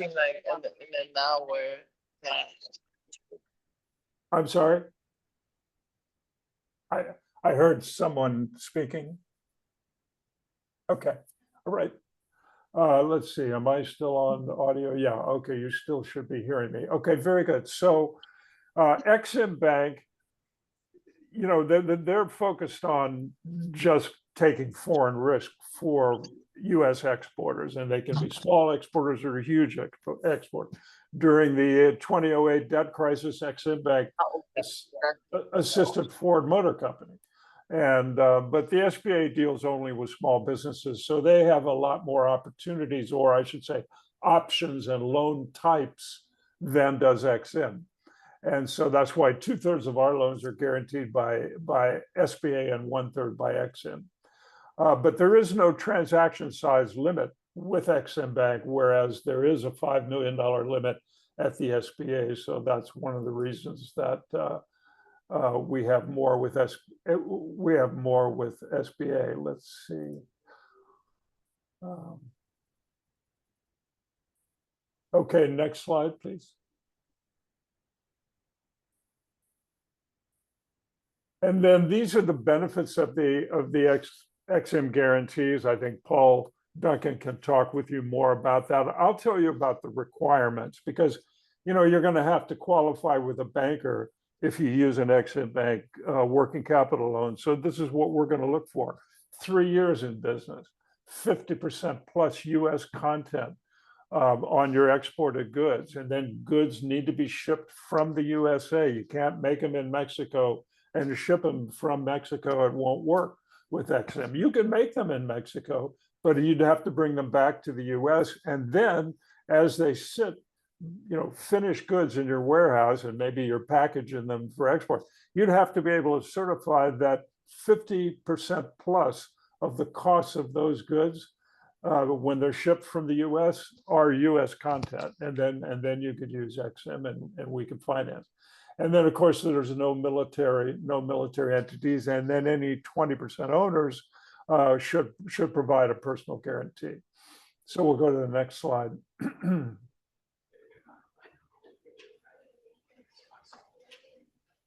We need to go the other way, please. Yeah, I'd like to be able to control that, but I don't know how to do that. Okay, the SBA guaranteed trade loans, there are 3 of them. There's an export working capital program, and that's up to 5 million. There's a very simplified Export Express up to 500,000.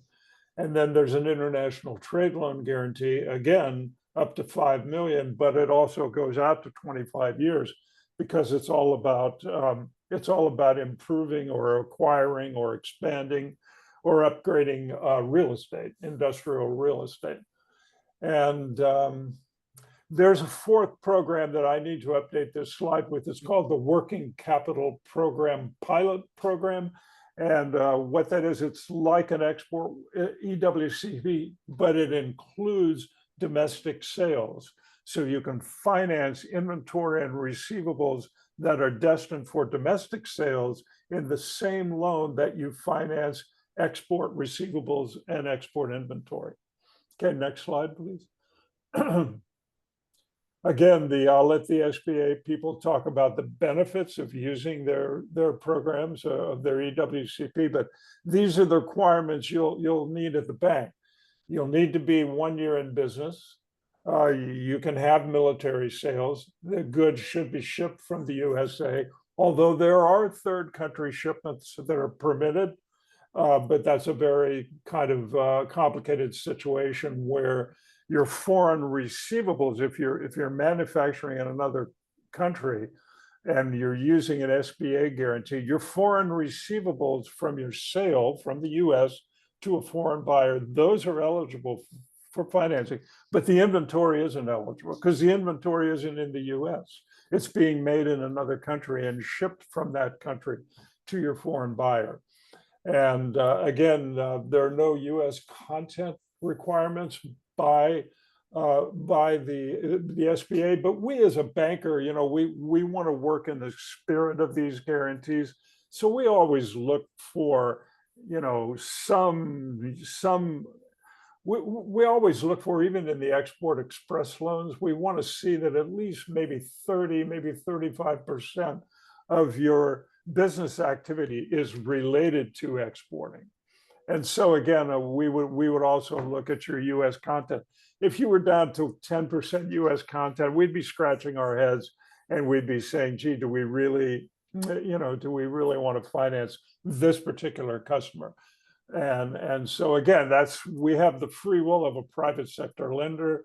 The government programs, they have their strict Congress imposed or statutory rules that they have to follow. So that's kind of inflexible. We can be flexible. And even if you meet their rules, we might deny the loan because we just don't want to be ever in an argument that you qualified or did not qualify if it came to a claim. Okay, next slide, please. On the Export Express, it has a maximum of 500,000. It's a simple procedure. I'll be honest, we don't do a lot of Export Express loans because we're really looking for larger relationships. We're looking for companies that will start off at $500,000, maybe $1 million in export finance. And the Export Express is more for a company that they're just beginning, they're going to a trade show, they need to finance those expenses. They might be a step grantee, and they're just getting into it. And we're trying to graduate and follow the larger exporters that have been doing this for a while. But if we see promise of a small business exporter, we can start them off with an export express. And so if they need that line of credit, they're going to need receivables that will be the collateral. If they don't have the receivables yet, and they want, and we can make the loan as a term loan, and then we look at historic or projected cash flows. So it could be a situation where they don't have a lot of export business, they don't have a lot of receivables, but they're convincing us that they really know what they're doing, and they have a series of a pipeline of transactions that can project a cash flow that would satisfy or would service a term loan of up to $500,000. And in that case, yes, we would start them off with an export express. Okay, the next one. Yeah, I apologize in advance that I just don't know how to work these, these on-screen things, because if I could do it myself, I could get through this a lot quicker. I can already tell we're going to have trouble getting through it because I can't do these these gymnastics with these computer screens. Okay, international trade loan, I mentioned before, it can be a 25-year loan. And the key is what we look for when you apply. Are you acquiring? Are you building? Are you renovating, modernizing, improving, or expanding industrial real estate? And are you using that industrial real estate? And have you used it in the past to export? Even if you're just beginning, I mean, if you're a substantial company that needs to acquire real estate and you're just starting with exports, maybe you have a proven product and you've got established commercial sales, we're going to qualify you for an international trade loan guaranteed. Again, that's maximum 5 years. And also, of course, if you're entering new export markets, that would qualify you. Or you can also demonstrate adverse effects of competition, and then how this loan would put you in a better position to compete with the same products that are being imported. So we can probably see a lot more opening up under the current federal government policy. We'll see that opening up quite a bit more. I should think SBA will know better than I. To assist with competition from imports. Next slide, please. Now we're going to talk about letters of credit. One of my favorite subjects. When I was at Ex-Im Bank, I always had an intellectual dispute with my bosses at Ex-Im because they wanted me to sell trade credit insurance, which is a very useful tool and can be a perfect solution for a company. And, I was encouraged always to say, this is the safest way for US exporters to export. And I always had to disagree, because really a documentary letter of credit is safer than trade credit insurance as far as getting paid and getting your money.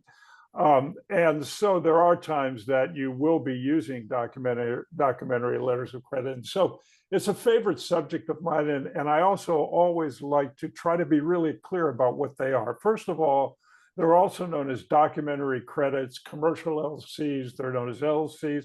They're also sometimes known as credits. And so what a documentary letter of credit is really a letter from a bank. And it effectively says to the reader of the letter, there's a beneficiary that I'm naming in this letter, I'm the bank, and you may not know who this beneficiary is and you're about to do business with him, but don't worry about it because I know them. And any obligations that this beneficiary has to pay you money, I, the bank, will pay it for him if you follow the terms of this letter of credit. So that's basically what a letter of credit is. It's a very strong addition to a trade transaction because it shows you as the exporter that your buyer can qualify for a letter of credit. And it's entirely safe for the seller. So we'll go to the next slide and we'll see that there are export letters of credit. That is one that is issued by the buyer's bank, also known as the issuing bank. And it names that buyer as, it names the exporter as the beneficiary. Now, we can be named as the advising bank in that letter of credit, meaning that we're in a position to verify and authenticate it, because we've got these SWIFT codes, and we'll authenticate that it's a true bank that's sending you this letter of credit, naming you as beneficiary, and naming your buyer as the account party, and we can also be named a confirming bank. If, for example, you would prefer that the advising bank also confirm the letter of credit coming in from the foreign bank. Of course, that requires that we have an existing relationship with the issuing bank, and that we will cover their credit risk with you by adding our own name to the letter of credit. And now we'll go to the next slide. You can obtain pre-shipment finance. It strengthens the trade when you have the letter of credit, but it doesn't guarantee that you will repay those advances, and it doesn't guarantee your performance. And oftentimes exporters new in the game, they confuse us. They say, well, I have a letter of credit. Why wouldn't any bank lend to me? It's because you have to perform in a trade transaction. Even if you're a trading company, you need to be able to buy the goods. And sometimes you need to buy complete, fully manufactured goods. And so we don't know you. You walk in the door with your letter of credit from a foreign bank. We don't know you. So we have to go through a process. Sometimes it's lengthy, sometimes it's frustrating for the company seeking the loan. We have to go through a process to understand your business, understand what you've done before, and also be comfortable with what you're trying to do now. We had an exporter recently show us a transaction. It was for 25 million. And this exporter had arranged, he wasn't a manufacturer, he was a trading company. He had arranged with outsourced manufacturing transactions of up to $5 million. And this new contract that he had for 25 million was for similar equipment, but not, it wasn't exactly the same equipment. And he needed not just one outsourced manufacturer, but actually 3 different manufacturers for 25 million. We declined the transaction. We just didn't have evidence that he could work on that scale. And so that's an example to you of having a letter of credit or a transaction for a very strong buyer. And this was a very strong buyer in a very low risk country. That doesn't automatically qualify you to get a bank loan, at least with GBC, International Bank. Okay, next one, please. Bill purchases is a way to finance when you have a letter of credit and you're the beneficiary and you have built the product or bought the product or shipped the goods, and you present complying documents to the advising bank. If you present those to us as the advising bank, we will send them to the issuing bank. And if they consequently approve the documents, we'll pay you right then. If it's a trade, if it's a site trade draft, a bill of exchange. If, however, you're presenting by direction of the letter of credit, you've been told by the issuing bank, when you're ready, issue me a 90-day usance draft. And if that's the case, and you're showing us a usance draft, and the ultimate issuing bank has approved the documents, we will then discount that usance draft for you for 90 days. And of course, there'll be an interest rate charge on that. I mean, we'll discount it for less than its matured value. So those are things that's when you're in the negotiation with your buyer and you're learning that it's going to work out this way, that you're going to get a letter of credit. It's going to be for usance financing. You should then be talking with the bank to find out how much is that going to cost, because that might affect your price that you ultimately put on this transaction because of the cost of the financing. Okay, next one, please. Import letters of credit. Well, that's the other side of the trade cycle, not the other side of the trade cycle, but the other side of the trade equation. This time you're buying goods and you may need to issue a letter of credit to your buyer, and that is something we can do for you at GBC International Bank. Next one, please. And then there are transferable letters of credit. This is where you don't own the goods, but you want to export the goods. You have to pay the buyer of the the manufacturer of the finished goods, and you're able to get a letter of credit. So you get a letter of credit from your buyer in the foreign country for the full amount of your sale, and then you name GBC as the advising and transferring bank. So then we transfer for you, the exporter, a lesser amount of the letter of credit to the ultimate beneficiary, which is the second beneficiary. And that's the manufacturer you have to pay. So you're going to have to negotiate with that manufacturer, and you're going to have to say, by the way, in order to purchase your goods, you're going to be receiving a letter of credit from, you're going to be receiving a transfer of a letter of credit from my issuing bank through my transferring bank GBC. So you should work out all of that in advance so it doesn't slow down your transaction once once it starts. Okay, next slide, please. Standby letters of credit.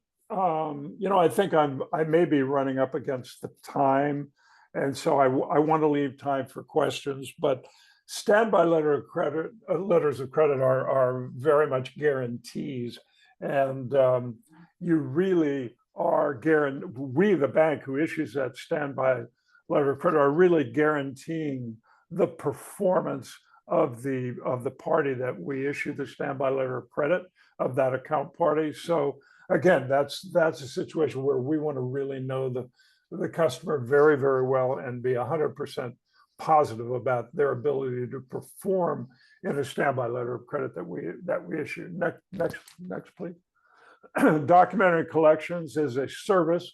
That's where you don't have a letter of credit. You might have credit insurance, which you should have, and you're basically invoicing your buyer on open account, and you bring that invoice and any documents that the buyer has requested that you show him, including a packing list and a bill of lading showing you shipped the goods. You bring all that to the bank, and we send it to your buyer and collect.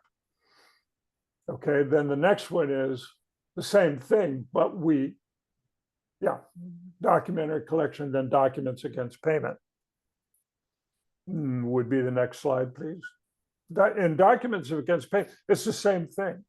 You're shipping your goods, you're getting a copy of a shipping documents and packing list, and you bring it to the bank with your invoice, but we don't send it to your buyer. We send it to a bank that your buyer has named, because it's going to be a document. Well, we send it to a bank that your buyer has named as their bank. Again, there's no letter of credit here. No bank has said, don't worry, we'll pay. We send it to that bank and we say, okay, here's the shipping documents, here's his invoice. Please don't give these shipping documents to the buyer until the buyer pays you. And when the buyer pays you, transfer the money to me, the bank, and I'll pay the seller. So this is documents against payment. There's no guarantee that the bank on the other side won't make a mistake and give away the ownership, the shipping documents before he's paid. So again, that's a risk that you take with documents against payment. And then the next slide is documents against acceptance. And that's a situation in which the same thing happens, but you have agreed with the buyer that he's got a 90-day period from the time that you ship the documents. He can pay you in 90 days. And so you bring the documents to us, you bring your invoice to us, but that invoice is not worth cash. It's not going to be paid for 90 days. So we send all that to the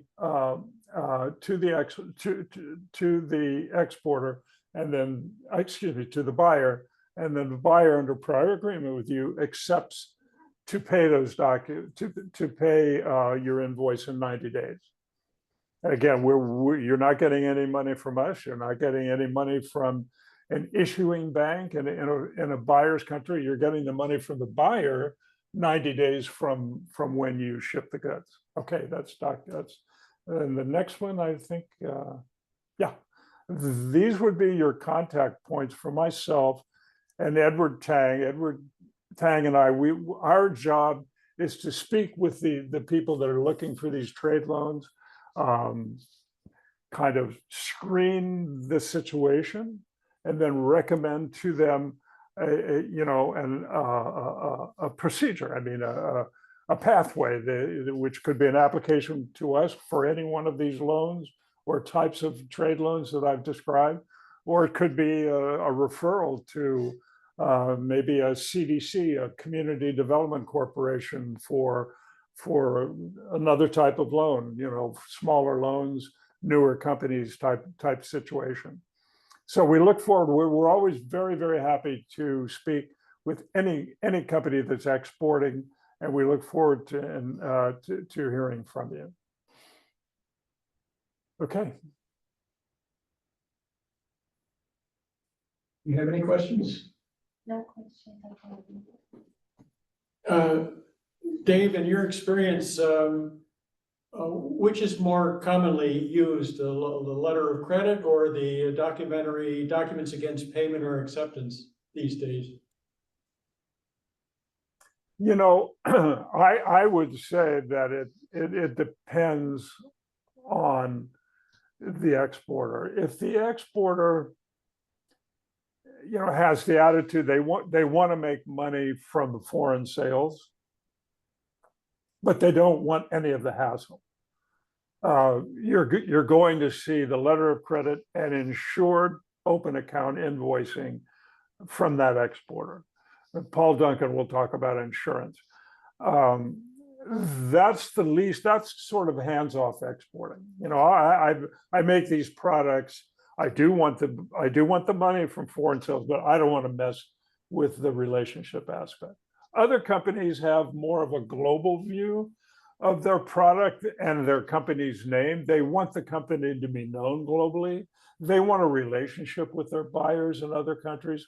There's a lot of after-sales service and activity that they're going to have to invest. They may even be opening subsidiaries in other countries. So those companies are going to be less likely to use letters of credit, and they're going to eventually want to get to open account, recurring sales. And again, they'll be able to use credit insurance to mitigate those risks. Okay. If there are no other questions, we'll move on to. I do have a question. I can't raise my hand. I don't see the feature because I'm on my cell phone. This is to David or Elizabeth, whoever can answer, but where I'm at currently is I'm focused on export and import between the US and Africa, and I do have a startup that's a few years old that I've just really been working on training, educating myself, which is why I've been taking this training. But in reality, what would be your recommended entry to even get into the game? Because I understand what you guys are saying, and then I feel like small businesses such as mine, or startups, that how can we even get into international trade if we don't have that background? So say, like, for example, if you want to you could do subcontracting with the government to get into contracting with the government. So when it comes to international export, what would you recommend to even get in there, to establish, to build up that reputation so we can qualify for loans and so forth eventually? Thank you. Do you want me to do that, Maurice? Go ahead. Yeah, the first thing I would do, I think it's Ms. Womack, right? Yes. Uh-huh. Yeah, the first thing I would do is I would, wherever you are, Riverside County, Orange County, LA County, I would establish a relationship with the local U.S. Export Assistance Center. Now they've been hard hit by the government downsizing, and they don't have as many trade specialists as before, but they're very dedicated people. And they're very helpful with companies who are beginning to export. They're going to describe to you a process. I mean, first of all, it's going to be what is your product and why is it a great product and how is it going to compete in the country you want to export to.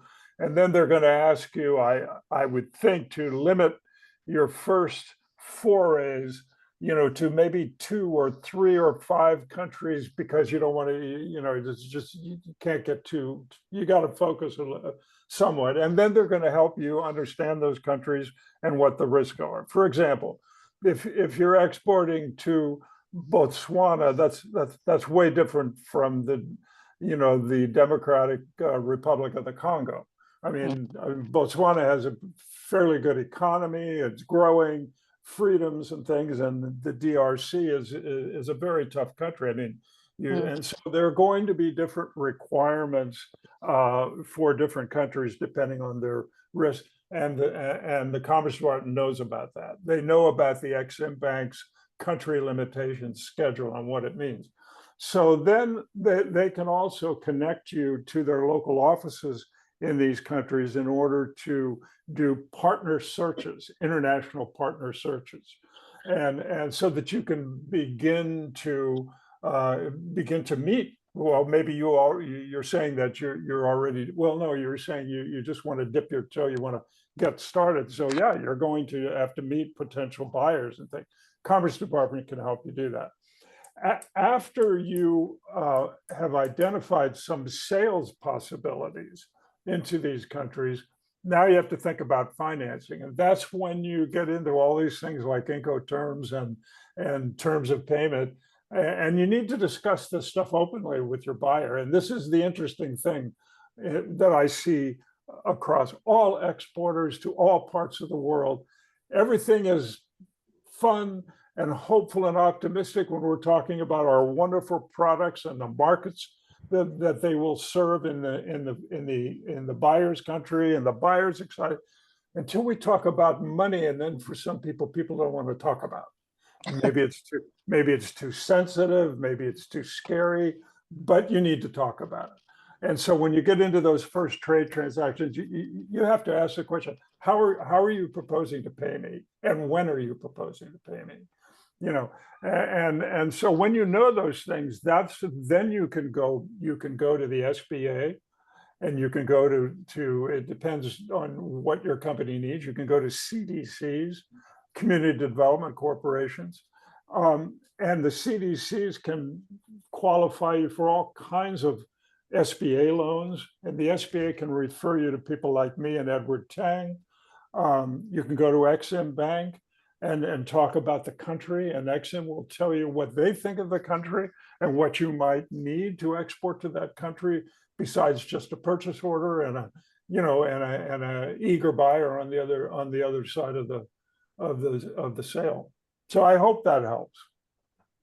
Very much, Yeah. David. That was very insightful, and I'll take your suggestions. Thank you so much. Okay, Ms. Warman.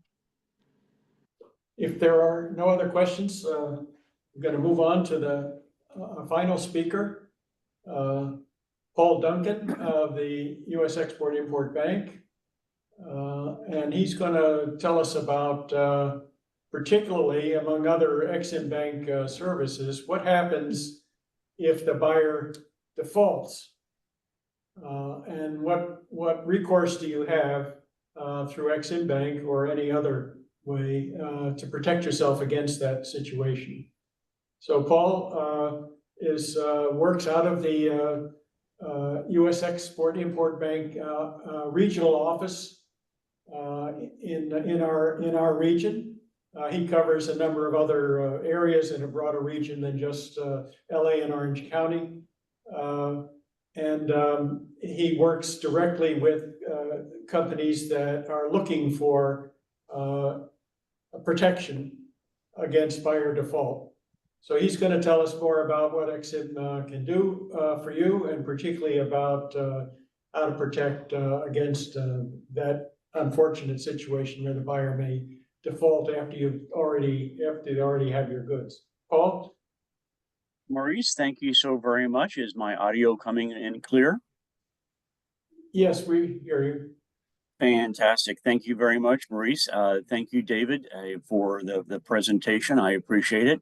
Welcome to all the participants. I appreciate being able to talk about Exim Bank to this group today. And let's see, am I in control of the slides, or are you in control of the slides? Let's see. Doesn't look like I can forward. If you can hit the next slide, please.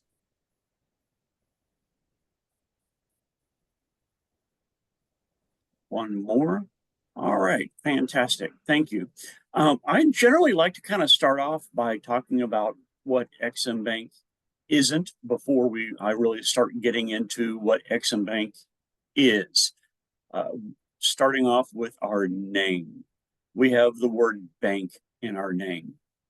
Don't think of us so much as a bank, and don't think of us so much as a governmental agency, although we certainly are. Think of us more as a insurance company, because at the end of the day, all of our programs revolve around a simple insurance policy. At least most of our programs revolve around a simple insurance policy of one form or another. In the case of our working capital guarantees, just semantically replace the word guarantee with insurance, and you kind of get the general concept to what we do. You know, like any other insurance type of an arrangement, there is a fee, there is a standard of risk that the insurance provider is able to take, a deductible of sorts, and some due diligence on the part of the insured to make sure, again, that that's a reasonable risk. So Exim Bank has been doing this for a little over 90 years. Our main office is in Washington, D.C. We've got a number of regional offices throughout the United States. I'm here in Southern California. I'm in Orange County. As mentioned a little bit a second ago, with some recent retirements, I'm once again covering the Los Angeles area. So very happy to talk to anybody regarding your export sales. So what we're doing is trying to fill in the gaps that the private sector can't or is not able to absorb. Dave gave a great presentation from a lender's perspective. And one of the things he didn't say is lenders are regulated every which way and multiple ways on Sunday. They are subject to the federal examiners that come in and review the type and quality of loans that they have on their books.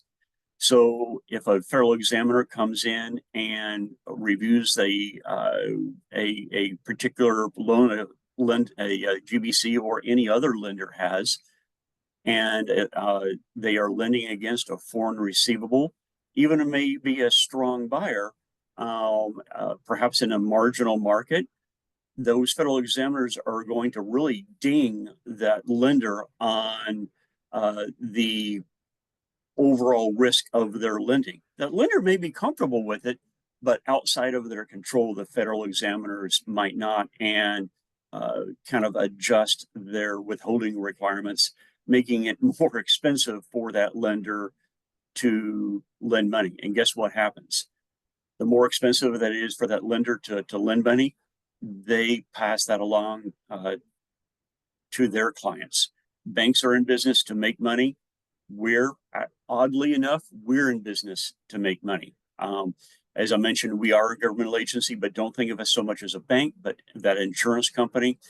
We typically return money to the U.S. Treasury.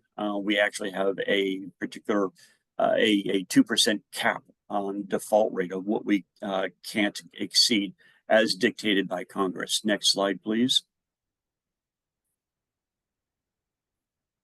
With all that being said, what Ex-Im Bank does is to work with whoever the title holder is in an export transaction, whether it's the lender themselves or the exporter, on absorbing and managing overseas risk, sales under export contract. We have the word import in our name. We really don't do imports. We are here, particularly in this current administration's environment, to help grow and expand the export of U.S. product. So we have a number of different insurance and guarantee options to do that. Each one fits a particular niche or need, and I'll get in a little bit more into the detail on some of these. I won't do a really deep dive on any one particular program, but just enough to kind of whet the appetite, so that if that sounds of interest, you'd like to learn a little bit more, but certainly happy to delve a little bit more on how that may be put in place for your particular situation, to see if we can qualify the overseas buyer, to see if we can qualify you as an exporter. Because as I mentioned a little bit earlier, Ex-Im Bank, we need to return money to the Treasury. We can't actively lose money. So we do want to look at both sides of the transaction, both buyer and seller. So there are some minimal qualification requirements for us. And we have basically three broad categories of program: a pre-export working capital that Dave talked a little bit about. A second program is post-shipment credit insurance that the exporter can hold themselves, as well as when most people hear about Ex-Im Bank, they typically hear about really large-scale transactions that we do. Boeing transactions, Caterpillar, General Electric. And while we certainly do that, the bulk of the business that we do is to benefit small business. Next slide, please. I already talked a little bit about our three basic programs. So what the working capital guarantee program does is it protects the lender on their loan to you. About 100 years ago, there was a famous bank robber called Willie Sutton, and he famously was once asked, "Why do you rob banks?" Well, the answer was, that's where the money is. Ex-Im Bank, as I mentioned, we generally aren't a bank per se, but we're much more of a guarantor. Dave, he has the money. So we would guarantee GBC or some other lender on their loan to you in the case of you need to pay suppliers. Dave gave a great timeline, the 8,500-day scenario on when you get that export order to when you need to get paid by your overseas buyer.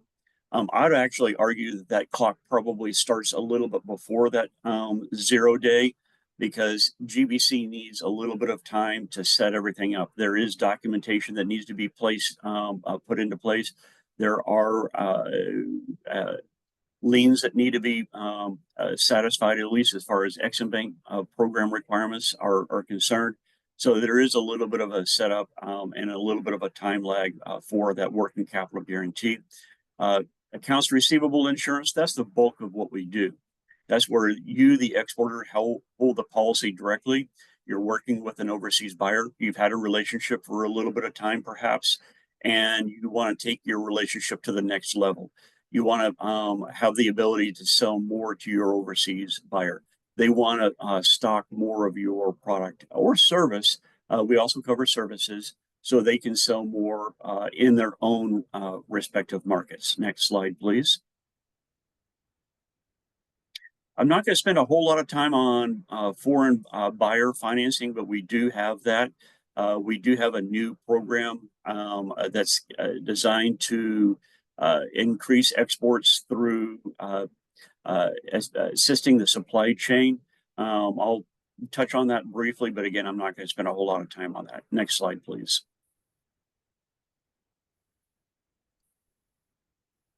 I mentioned a little bit earlier that we certainly do support some of those large blue chip companies, but surprisingly, for a lot of people, is the bulk of transactions that we do are for the benefit of small businesses.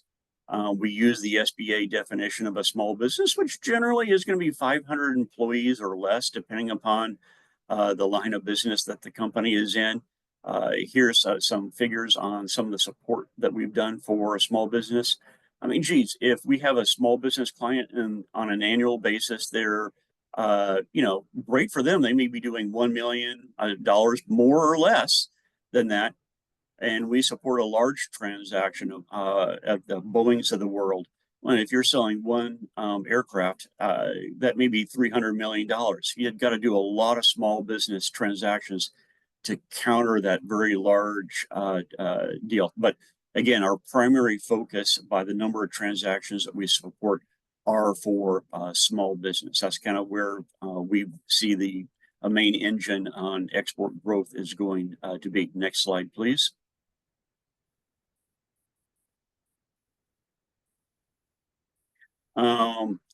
We're not here to compete with the private sector. As I mentioned a little bit earlier, we don't lend money. That is the role of the private sector. Although we do have a small capacity to do that, but we generally avoid that because the U.S. government, as most people know, has a laissez-faire attitude towards that. We're not supposed to compete with the private sector, but we're here to level the playing field, assist those lenders to provide that financing where they may not be able or willing to do so otherwise. If you have an overseas buyer that's getting unfair foreign competition from their own respective governments, let's talk. We're here to level that playing field. We have the capacity to match foreign offers. And of course, as I've been talking about, support commercial financing, not replace, but support what they're already doing. Particularly in the case of our working capital guarantee program, to quote a friend of mine at the SBA as far as the working capital. For working capital, you are a client of the bank is a client of Ex-Im Bank. And just to drive home the point that Ex-Im, we want to support small business, no transaction is too small. I mentioned a little bit earlier, there are some qualification requirements, particularly when it comes to qualifying the overseas buyer. We're not an aid nor a grant agency. We want to be paid just like you are. You're not interested in doing a transaction with a buyer that you don't think is going to continue to pay you on an ongoing basis. Very few companies want to do a one and done kind of a relationship. So there is no transaction that is too small from our perspective. The question really becomes is, how small is too small for you? How small is too small to make sure that you're comfortable with the overseas buyer, that you can build and develop that overseas relationship so that you can continue selling to them on many years to come. Next slide, please.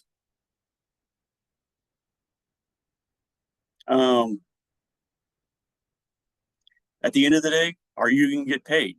The golden rule, who has the money for your export challenges of needing to pay overhead, pay suppliers, or working capital?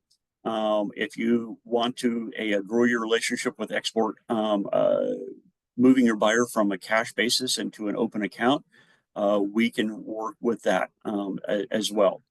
Next slide, please.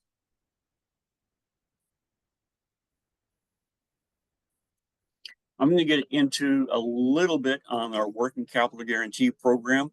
I'm not going to spend a tremendous amount of time on our working capital since Dave has already talked a little bit about that.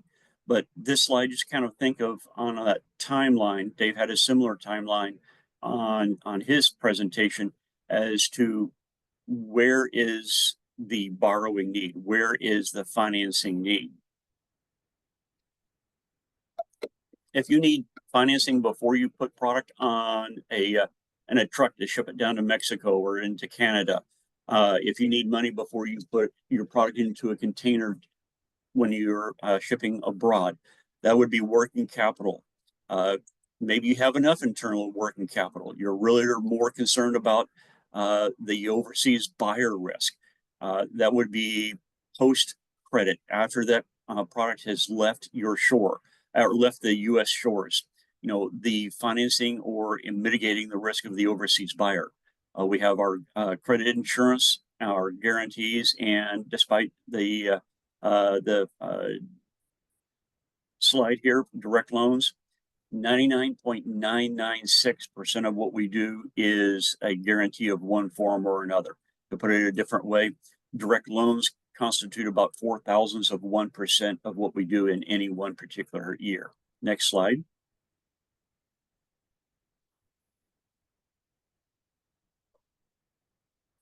So again, I'm not going to spend too much time on a working capital since Dave already addressed this. But one of the cool things about our working capital guarantee program that I don't think Dave mentioned is, again, like I mentioned a little bit earlier, you are a client of the bank. That bank is a client with us. We have a group of lenders. GBC punches way above their weight. They're one of our most active lenders. Your relationship, again, is with them. They approve that transaction in their own appropriate loan or risk committee. And all Ex-Im Bank sees is quite literally, I'm not exaggerating, a fill in the blank form. It's about 10, 12 pages after they've already booked the deal, putting us on notice that the deal has happened.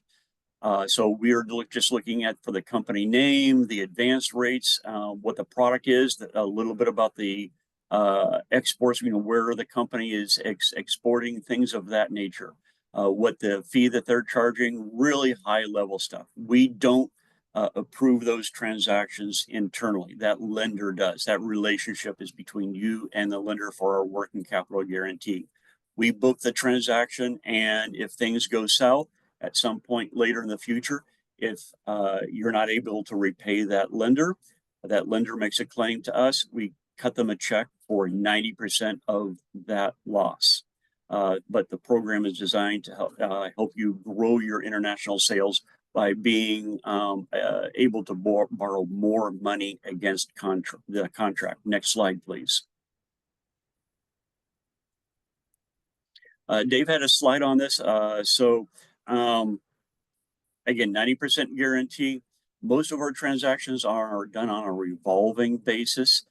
We are a third form of repayment to a lender behind the cash flow and behind the assets that support that transaction. So we do ask the lender to get a UCC filing and the assets under which they're lending against, but the disbursement rates are pretty aggressive, pretty liberal in my opinion. Next slide, please.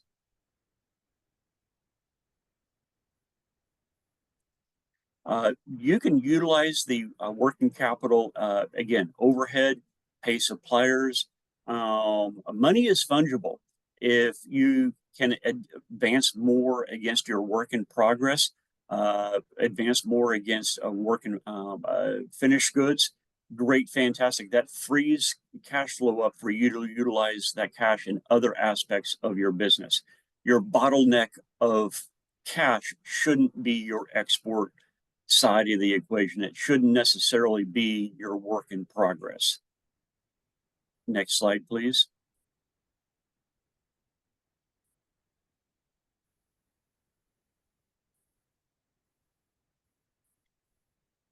This slide kind of talks about the timeline. That what I would comment on this particular slide is it's going to take a little bit of time when you're working with your lender. Our process on the back end is, again, that fill in the blank form. We do have requirements that we place upon our delegated authority lenders. As I mentioned a second ago, we are a third form of repayment behind your company cash flow. So your lender is going to want to take a look at your last couple of years of financial statements. We're not so good on working with startup companies. So we do want to see a historic ability to repay and adequate cash flow to repay whatever indebtedness that we're wanting to take a look at. We also require that lender to get a UCC filing, as I mentioned a little bit earlier, in the assets, because if things go south, if the cash flow isn't able to repay that loan, they've advanced very aggressively as allowed under our program. If there's not sufficient assets in that borrowing base, they make that claim request to us. So it does take a little bit of time to set that up in the first place. But once that's set up, most of the deals are done on a revolving basis. So you can continue to borrow money, draw down, borrow money, draw down as your trade cycle goes through of you fulfilling your export orders. One additional thing is you can get everything set up, but we ask the lender only to disperse money against written export orders. So again, your relationship is between you and your lender. The working capital is there to facilitate the lender's aggressiveness on being able to provide more money and more funds than they would otherwise be allowed. Going back to my earlier comment about the federal examiners that are looking at their type and quality and how they structure their export sales. So you're able to borrow more money than you might otherwise be able to do so. Next slide, please. Hopefully this slide is self-explanatory, but this is kind of the crux of what the working capital guarantee program does. A traditional asset-based facility without an EXIM or an SBA guarantee, look at that blue section kind of there in the middle. If you want to borrow against your work in progress, hey, from your perspective, you've moved your product through your production cycle. That has value to you. If you're making apparel and you've moved the apparel halfway through the production cycle, you've cut bolts of material down into individual patterns, but yet not quite to the finished goods stage. Again, it has value to you. The reason I use apparel is to make the joke in, if you default to your lender at that point in time, that lender, again, this is an asset-based facility. If your lender is required to come in and liquidate that collateral, well, guess what? That lender can't sell those cut pieces of material to Goodwill for rags. From where your lender stands, that work in progress to them has no value. It has value to you, but from that lender, they're going to include your work in progress at 0% in your borrowing base. Because again, to them, it's worth bupkis. They have no value. They can't sell that on the secondary market. But add an additional layer of a guarantee on top of that, either SBA or EXIM Bank, they can now include that work in progress as well as raw materials and finished goods at 75% of its value, dramatically increasing your ability to borrow under contract. And again, we ask that lender to only disperse funds against written export orders. Next slide, please. Now, Dave talked a little bit about the letters of credit and various trade terms. Let me transition a little bit away from working capital into post-shipment. That's container ship on the ocean that I showed a little bit earlier. Once we're talking at the point of you're delivering product to your overseas buyer, I'll be the first to say cash is king. Dave, absolutely no disagreement whatsoever. Letters of credit are a wonderful, wonderful way to do business. And in some markets, quite frankly, EXIM Bank asks to see a letter of credit in some of the more marginal markets. If you're dealing with a lot of Asian markets where letters of credit are customary, fantastic. If you're getting letters of credit and that's not hurting your international sales, if you're getting cash up front and that's not hurting your international sales growth, fantastic. Get cash all day long and twice on Sunday. There's nothing I have that's going to be better than cash on the barrelhead. However, put yourself in your buyer's shoes. In the case of cash up front, that's a risk to your buyer. That's going to limit that sales growth. They're going to want to turn your product in their market before they get paid. OPM, other people's money. If you could give your buyer open account credit, or maybe even partial open account credit, 50% cash, 50% maybe net 30, net 60 days. The question is, would that help you increase your sales? Because the best thing for you might not be the best thing for your buyer. The best thing for your buyer may not be the best thing for you. How do you square that circle? I would argue that introducing the concept of credit insurance, so that if your buyer doesn't pay you on open account credit terms, you've got recourse through that insurance policy, so that if your buyer doesn't pay you, Uncle Sam will cut you a check for that loss. One thing on LCs is, how much is that LC going to cost your buyer when they're opening up that letter of credit? What kind of a cost and time is necessary to set those LCs, particularly when you're talking about discrepancies in that? Is that an impediment to your sales growth? Next slide, please. Actually, the other way. Down, down. Cool. Export credit insurance. It does not make a bad risk good. Credit insurance is insurance is insurance. This is just a niche type of an insurance type of a policy, covering you as the exporter in the unlikely event that your buyer is not going to pay you. 6 months ago, very few people were concerned about foreign credit risk. Now that we're in trade wars with multiple countries, the risks of selling internationally is much more at the forefront than it was before. So quite simply, what an insurance policy is it covers that AR on the potential default risk that your buyer has, either for political reasons or commercial credit reasons. We had a great presentation a little bit earlier about Incoterms. If the container falls off the ship, if the container ship is hijacked by Somali pirates, your buyer never receives the goods. Is it your buyer's responsibility to pay? No, it's not. They never receive the good. That would be cargo insurance. Credit insurance is once your buyer has received those goods and they won't, or just a simple protracted default, you're not getting paid. You make the claim request to us, we cover that loss. Next slide, please. Down, down. One more.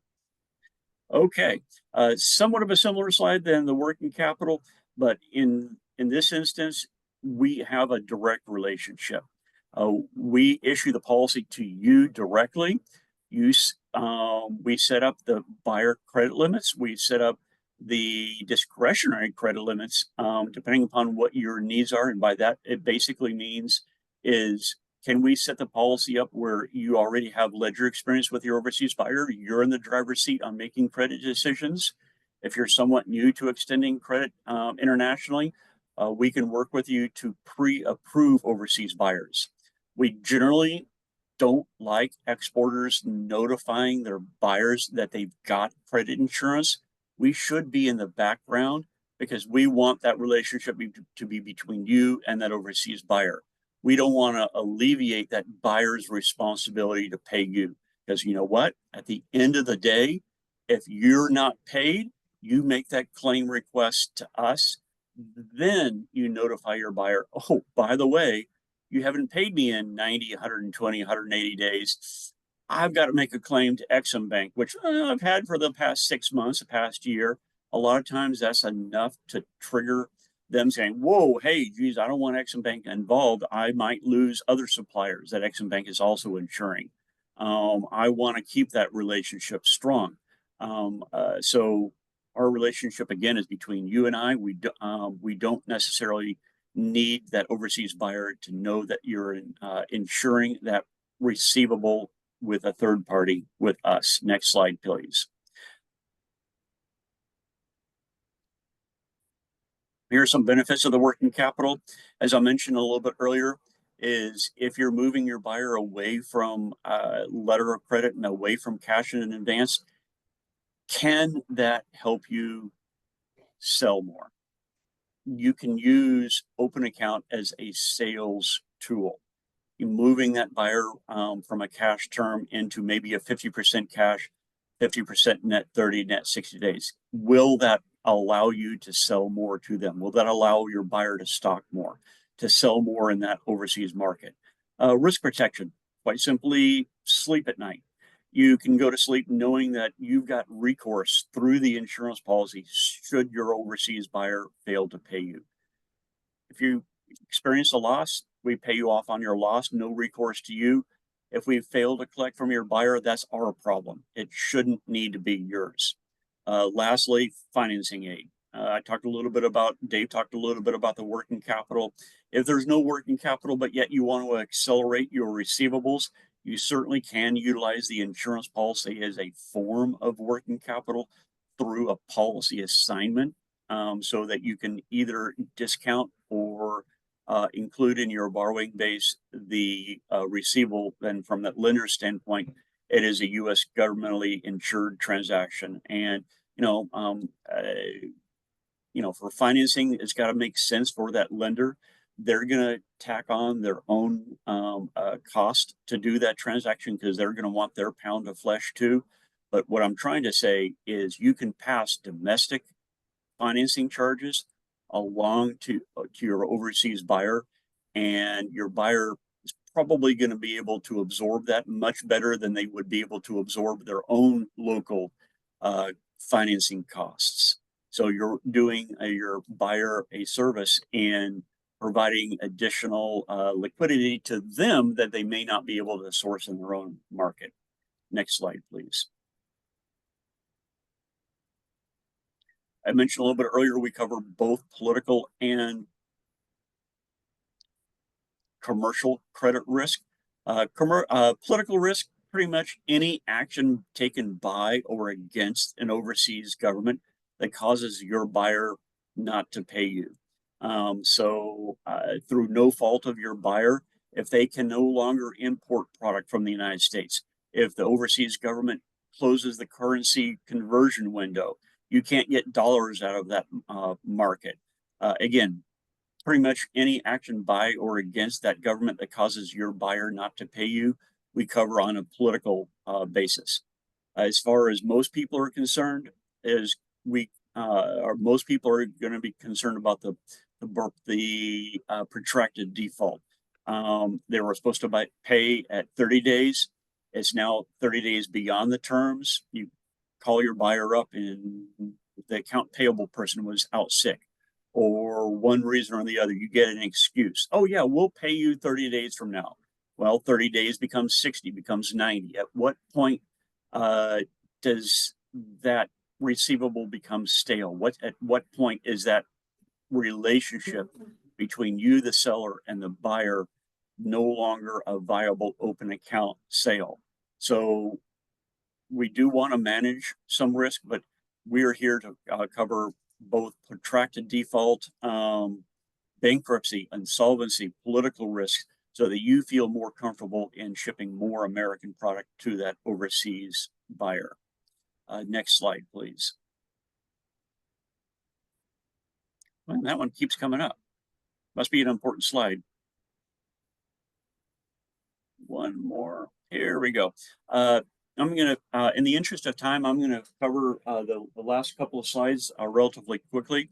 Point being is Ex-Im Bank, we've got a number of different options to cover companies on their export sales. Most of what we do is a kind of an umbrella or a multi-buyer type of a policy approach, and I'll touch on that here in a second. But if you're not wanting to pay premium on 20, 30 buyers, if you have 20 or 30 buyers abroad, you only want to cover one particular buyer. We can do that. But here's kind of the basis parameters on what our short-term credit insurance is. We typically cover terms of up to 180 days. Depending upon what policy that we're looking at, we can cover either 90, 95% of your invoice value. Remember how I said a second ago, you pass along financing charge to your overseas buyer? We're covering your invoiced value. If you're moving that buyer from cash to open account and you've been giving your buyer a cash discount, hey, pass along the insurance premium that we're going to charge you to mitigate this risk. But more importantly to you is what is that time value of money? If you're extending 30 days to your buyer, you know your buyer is going to pay you probably 30 days slow, right? What is 2-3 months worth it to your balance sheet? Pass that cost along to your buyer, whether that's 2, 3, 4% more. Pass along those financing charges to your overseas buyer in that higher invoiced value. So at the end of the day, you get the same amount that you would otherwise by getting cash upfront, and perhaps even a little bit of a cushion, a little extra to compensate for the due diligence that we're going to need to qualify that buyer for credit terms in the first place. But again, you're doing this so you can increase your sales. Next slide, please. As I mentioned a little earlier, we have a kind of a multi-buyer type of an approach. Just like, Allstate or State Farm, if you've got both car, house, a boat, whatever else that you're all insuring with the insurance company, you get a multi insured discount. Same deal here with the multi-buyer. You're covering multiple buyers under one larger kind of umbrella type of a policy, with the idea that, geez, if you've got 5 buyers, you've got 25 buyers, not all buyers are going to go bad all at the same time. So the risk is spread. So the coverage percentage is a little bit higher, 95%. But we certainly can cover what I like to call an adverse risk selection. You don't want to cover 5 buyers. You just got that one buyer that is brand new to you, or maybe in a marginal market. We certainly can cover that particular buyer on a one-off, an adverse risk selection basis, on a single buyer basis. And you can have multiple single buyers, but our risk goes up. Your risk or cost sharing goes up. Instead of 95%, we cover 95% for the single buyer. And with the multi-buyer policy, the fee is basically right off of a chart for a multi-buyer policy. We're looking at either half or 2/3 of 1% for that spread of risk type of a policy. For the single buyer policies, it's depending upon the country risk that we're looking at, and our fees are on our website. Next slide, please. Pretty easy to qualify an overseas buyer. One trade reference, we're good for up to $100,000 at any one snapshot in time. Give your buyer 30 days to terms. The buyer, as I mentioned, may pay you 30 days slow.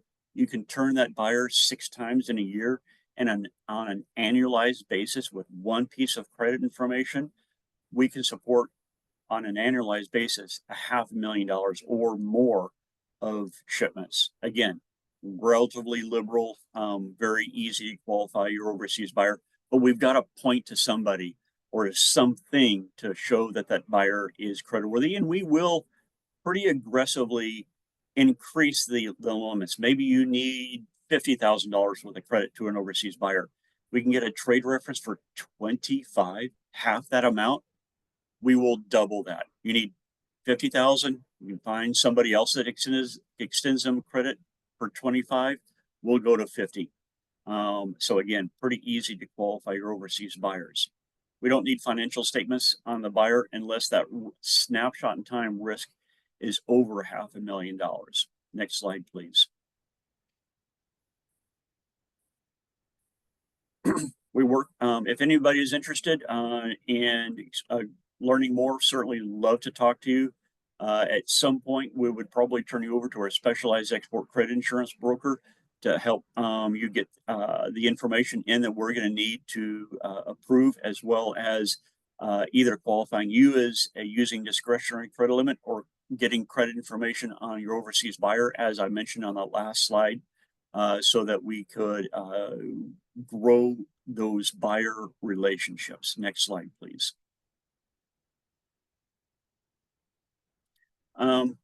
This is kind of new, about 2 years or so ago. We do provide the capacity to help companies grow their existing manufacturing base. This is kind of a supplement to the SBA, since SBA is capped at $5 million. We're wanting to do transactions larger than that. But for this audience, next slide, please. We're probably not going to have too many firms that would qualify for that. We're very aggressive on China. If you are experiencing some unfair trade competition from China, let's talk. Let's see what we might be able to do. We can soften some of our programs. We do have some other newer policies that is designed to directly compete with China, because they don't really play by the normal rules. Next slide, please.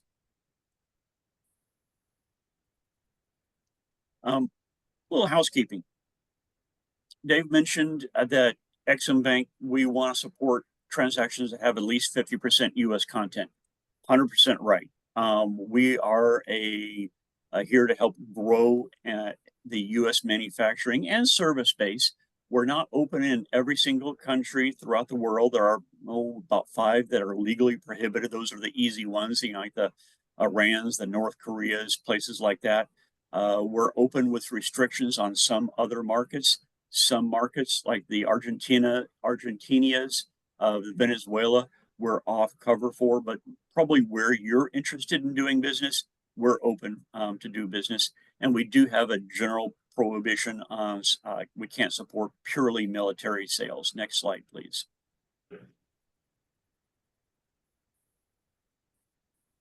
The cover of which countries we're open is right on our website. That's changed about twice a year, depending upon what country conditions are looking at, perhaps more frequently. If things go south pretty quickly in a particular market, we'll go off cover in a particular in a given market. But at the moment, we're open in about 180 countries. Next slide, please. As I mentioned a little bit earlier, we want to look at both sides of the transaction. I already mentioned the U.S. content. We do want to see the buyers qualified for the credit, as I was talking about a little bit earlier. But we also want to make sure that we're comfortable with the exporter as well. I think I mentioned in passing that it's really kind of tough for us to work with startups. And these are just kind of general rules. Rules can be made to be broken, but our general credit standards do ask for the 3 years of operating history. That one's going to be a little tough to overcome unless we can point to kind of a pedigree, a history of the principles of the company going out on their own and selling to the same buyers, selling the same product, that kind of a deal. But as a general rule, we are going to want to see 3 years of operating history and a positive net worth. We do want to see that you've got a DNB number, and this one's a new one as of last year. Kind of a nuisance is getting a UEI number for governmental contracting or governmental awards. We're not really a governmental award, but that's kind of the what we're having to live with. And we can talk more if anybody is interested in what that kind of means from a practical standpoint. Next slide, please.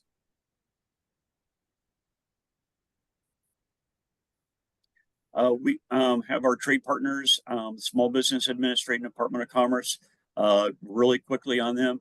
Ex-Im Bank can't really help you find a buyer, but the Department of Commerce can help you find buyers, do market research, exhibit at foreign trade shows. I believe Dave mentioned that one of the SBA programs can help you exhibit in overseas trade shows, getting those contracts. I talked about our working capital we restrict our lenders not to disperse funds without written export orders. You kind of have to have those buyers that you are extending credit terms to for export credit insurance, or in the case of the working capital, got to have those export contracts for Ex-Im Bank to become involved. But here's a couple of additional resources if you're not quite yet there at having foreign sales. Next slide, please. A little bit more resources. We got too much information on our website. But, you know, as I mentioned a little bit earlier, GBC punches kind of above their weight. They're probably one of the nation's most aggressive lenders. I was talking to somebody a little bit earlier today that was dealing with a larger lender that, you know, that lender has a 7-figure minimum. You heard a little bit about Dave on some of what they're looking for. They're in business to make money, so they need to make it worth their while. But talk to us. We can generally find a lender if there's enough meat on the bones to make sense for all the parties involved, or perhaps the SBA if you've got letters of credit or other aspects of the transaction that make it a little bit more palatable for them. Next slide, please.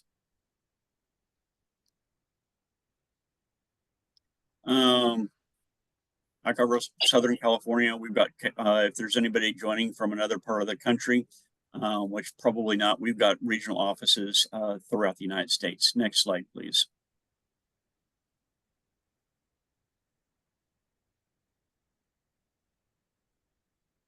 Are there any questions? Any questions in the chat? Well, I have a couple, Paul. You bet. For something as important as protecting against buyer default, and you want to buy credit insurance, you'd think it would cost a bundle, but the premium is very low. What would you say the premium would be for $100,000 protection against default? Oh, great question. Thank you so very much for that. For a multi-buyer policy, you're depending upon which way we go, you're looking at either about 0.5% or about 2/3 of 1%.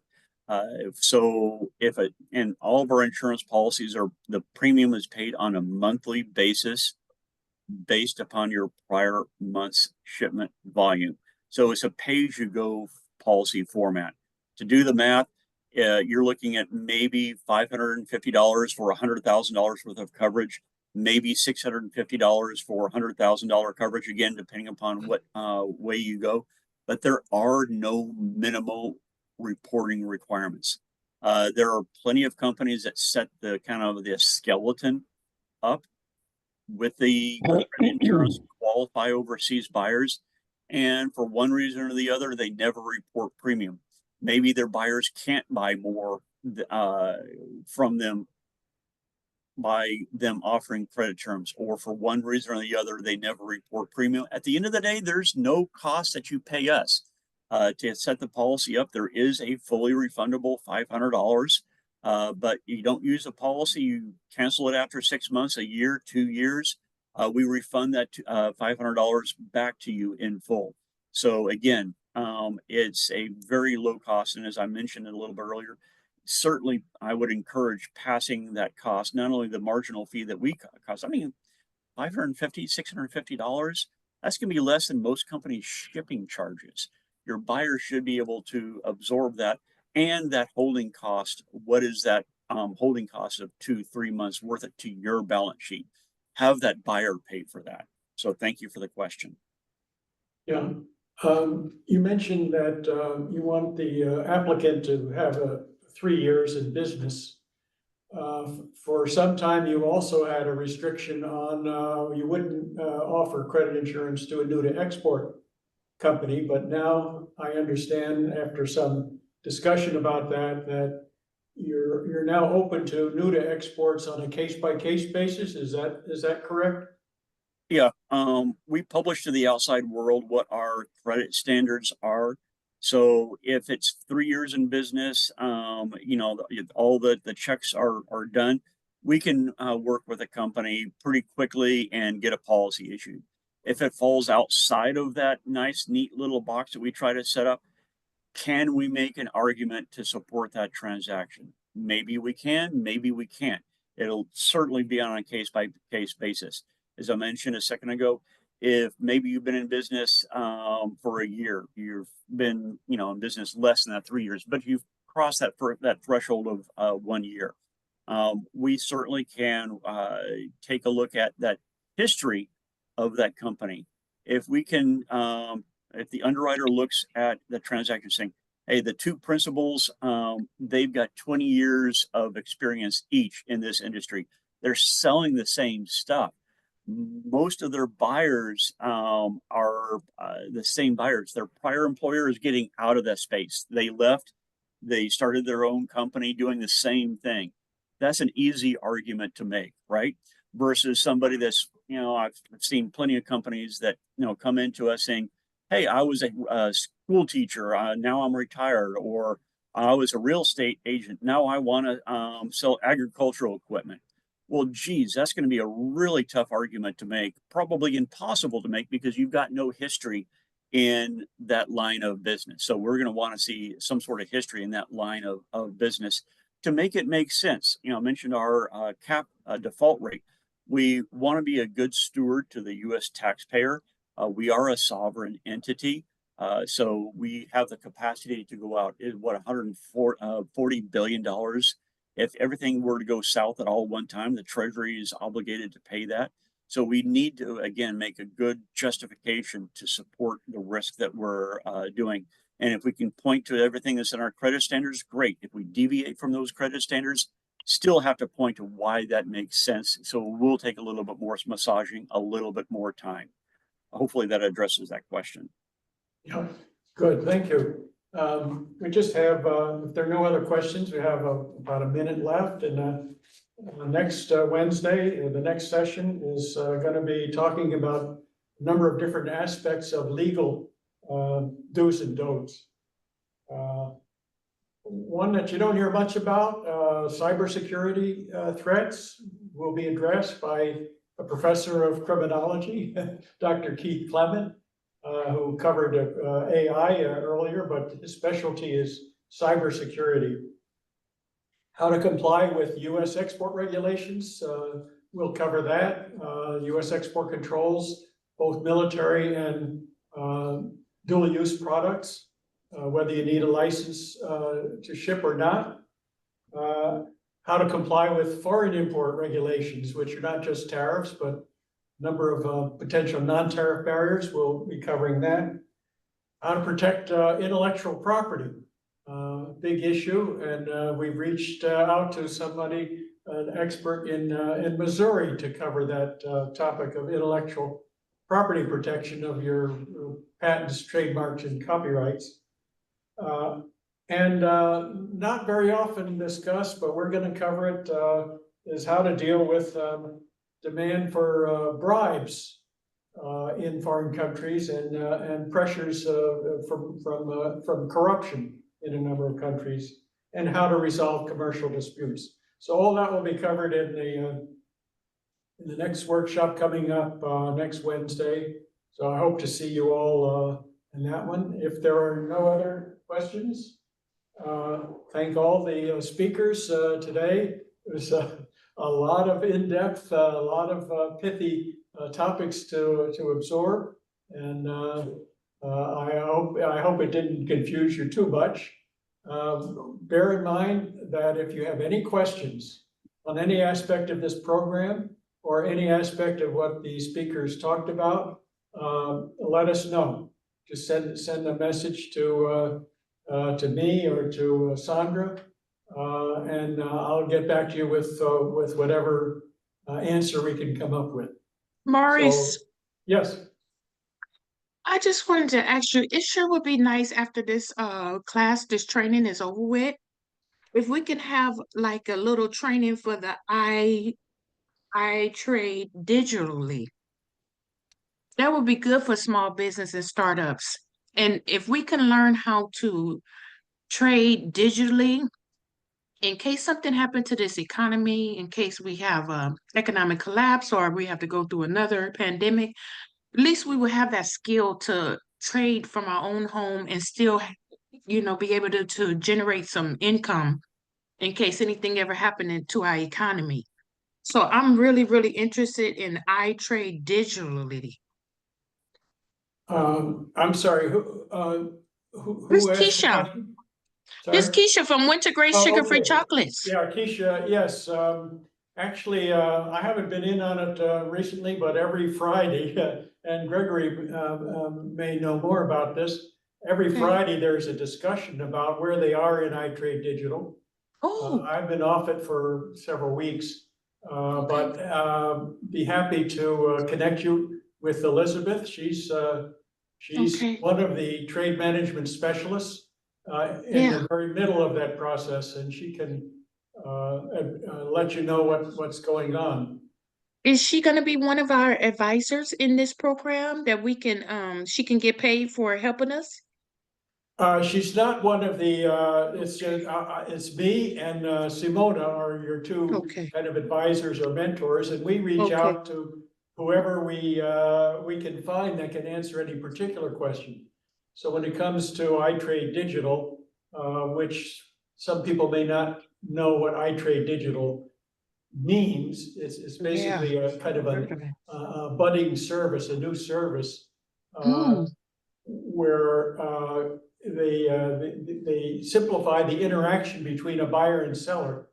Where in the old mm, days, when you get a request for quote, you send back a quotation and you wait, and then if somebody sends back, well, can you make changes to that? And you wait and you go back with changes, and finally, you come out with something and a purchase order occurs.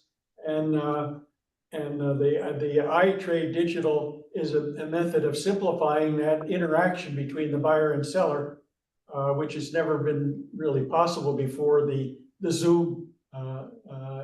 So you can do that online. Basically, the buyer and seller are there at the same time, exchanging what about this and what about that, and until they reach a deal. So mm, that's the coming thing, and it's being worked on as we speak.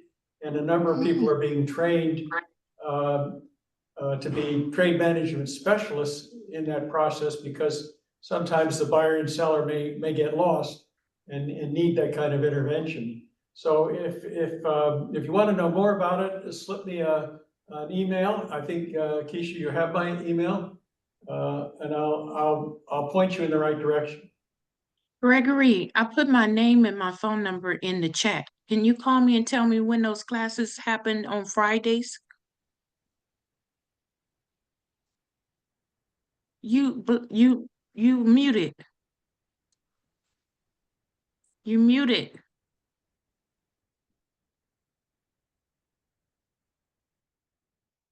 Gregory and I work together. I will make sure that you get the information for the iTrade Digital meetings. Okay, My thank name you. is Justin Wilcox, by the way. Hi, Justin. Nice to meet you. Pleasure, thank you.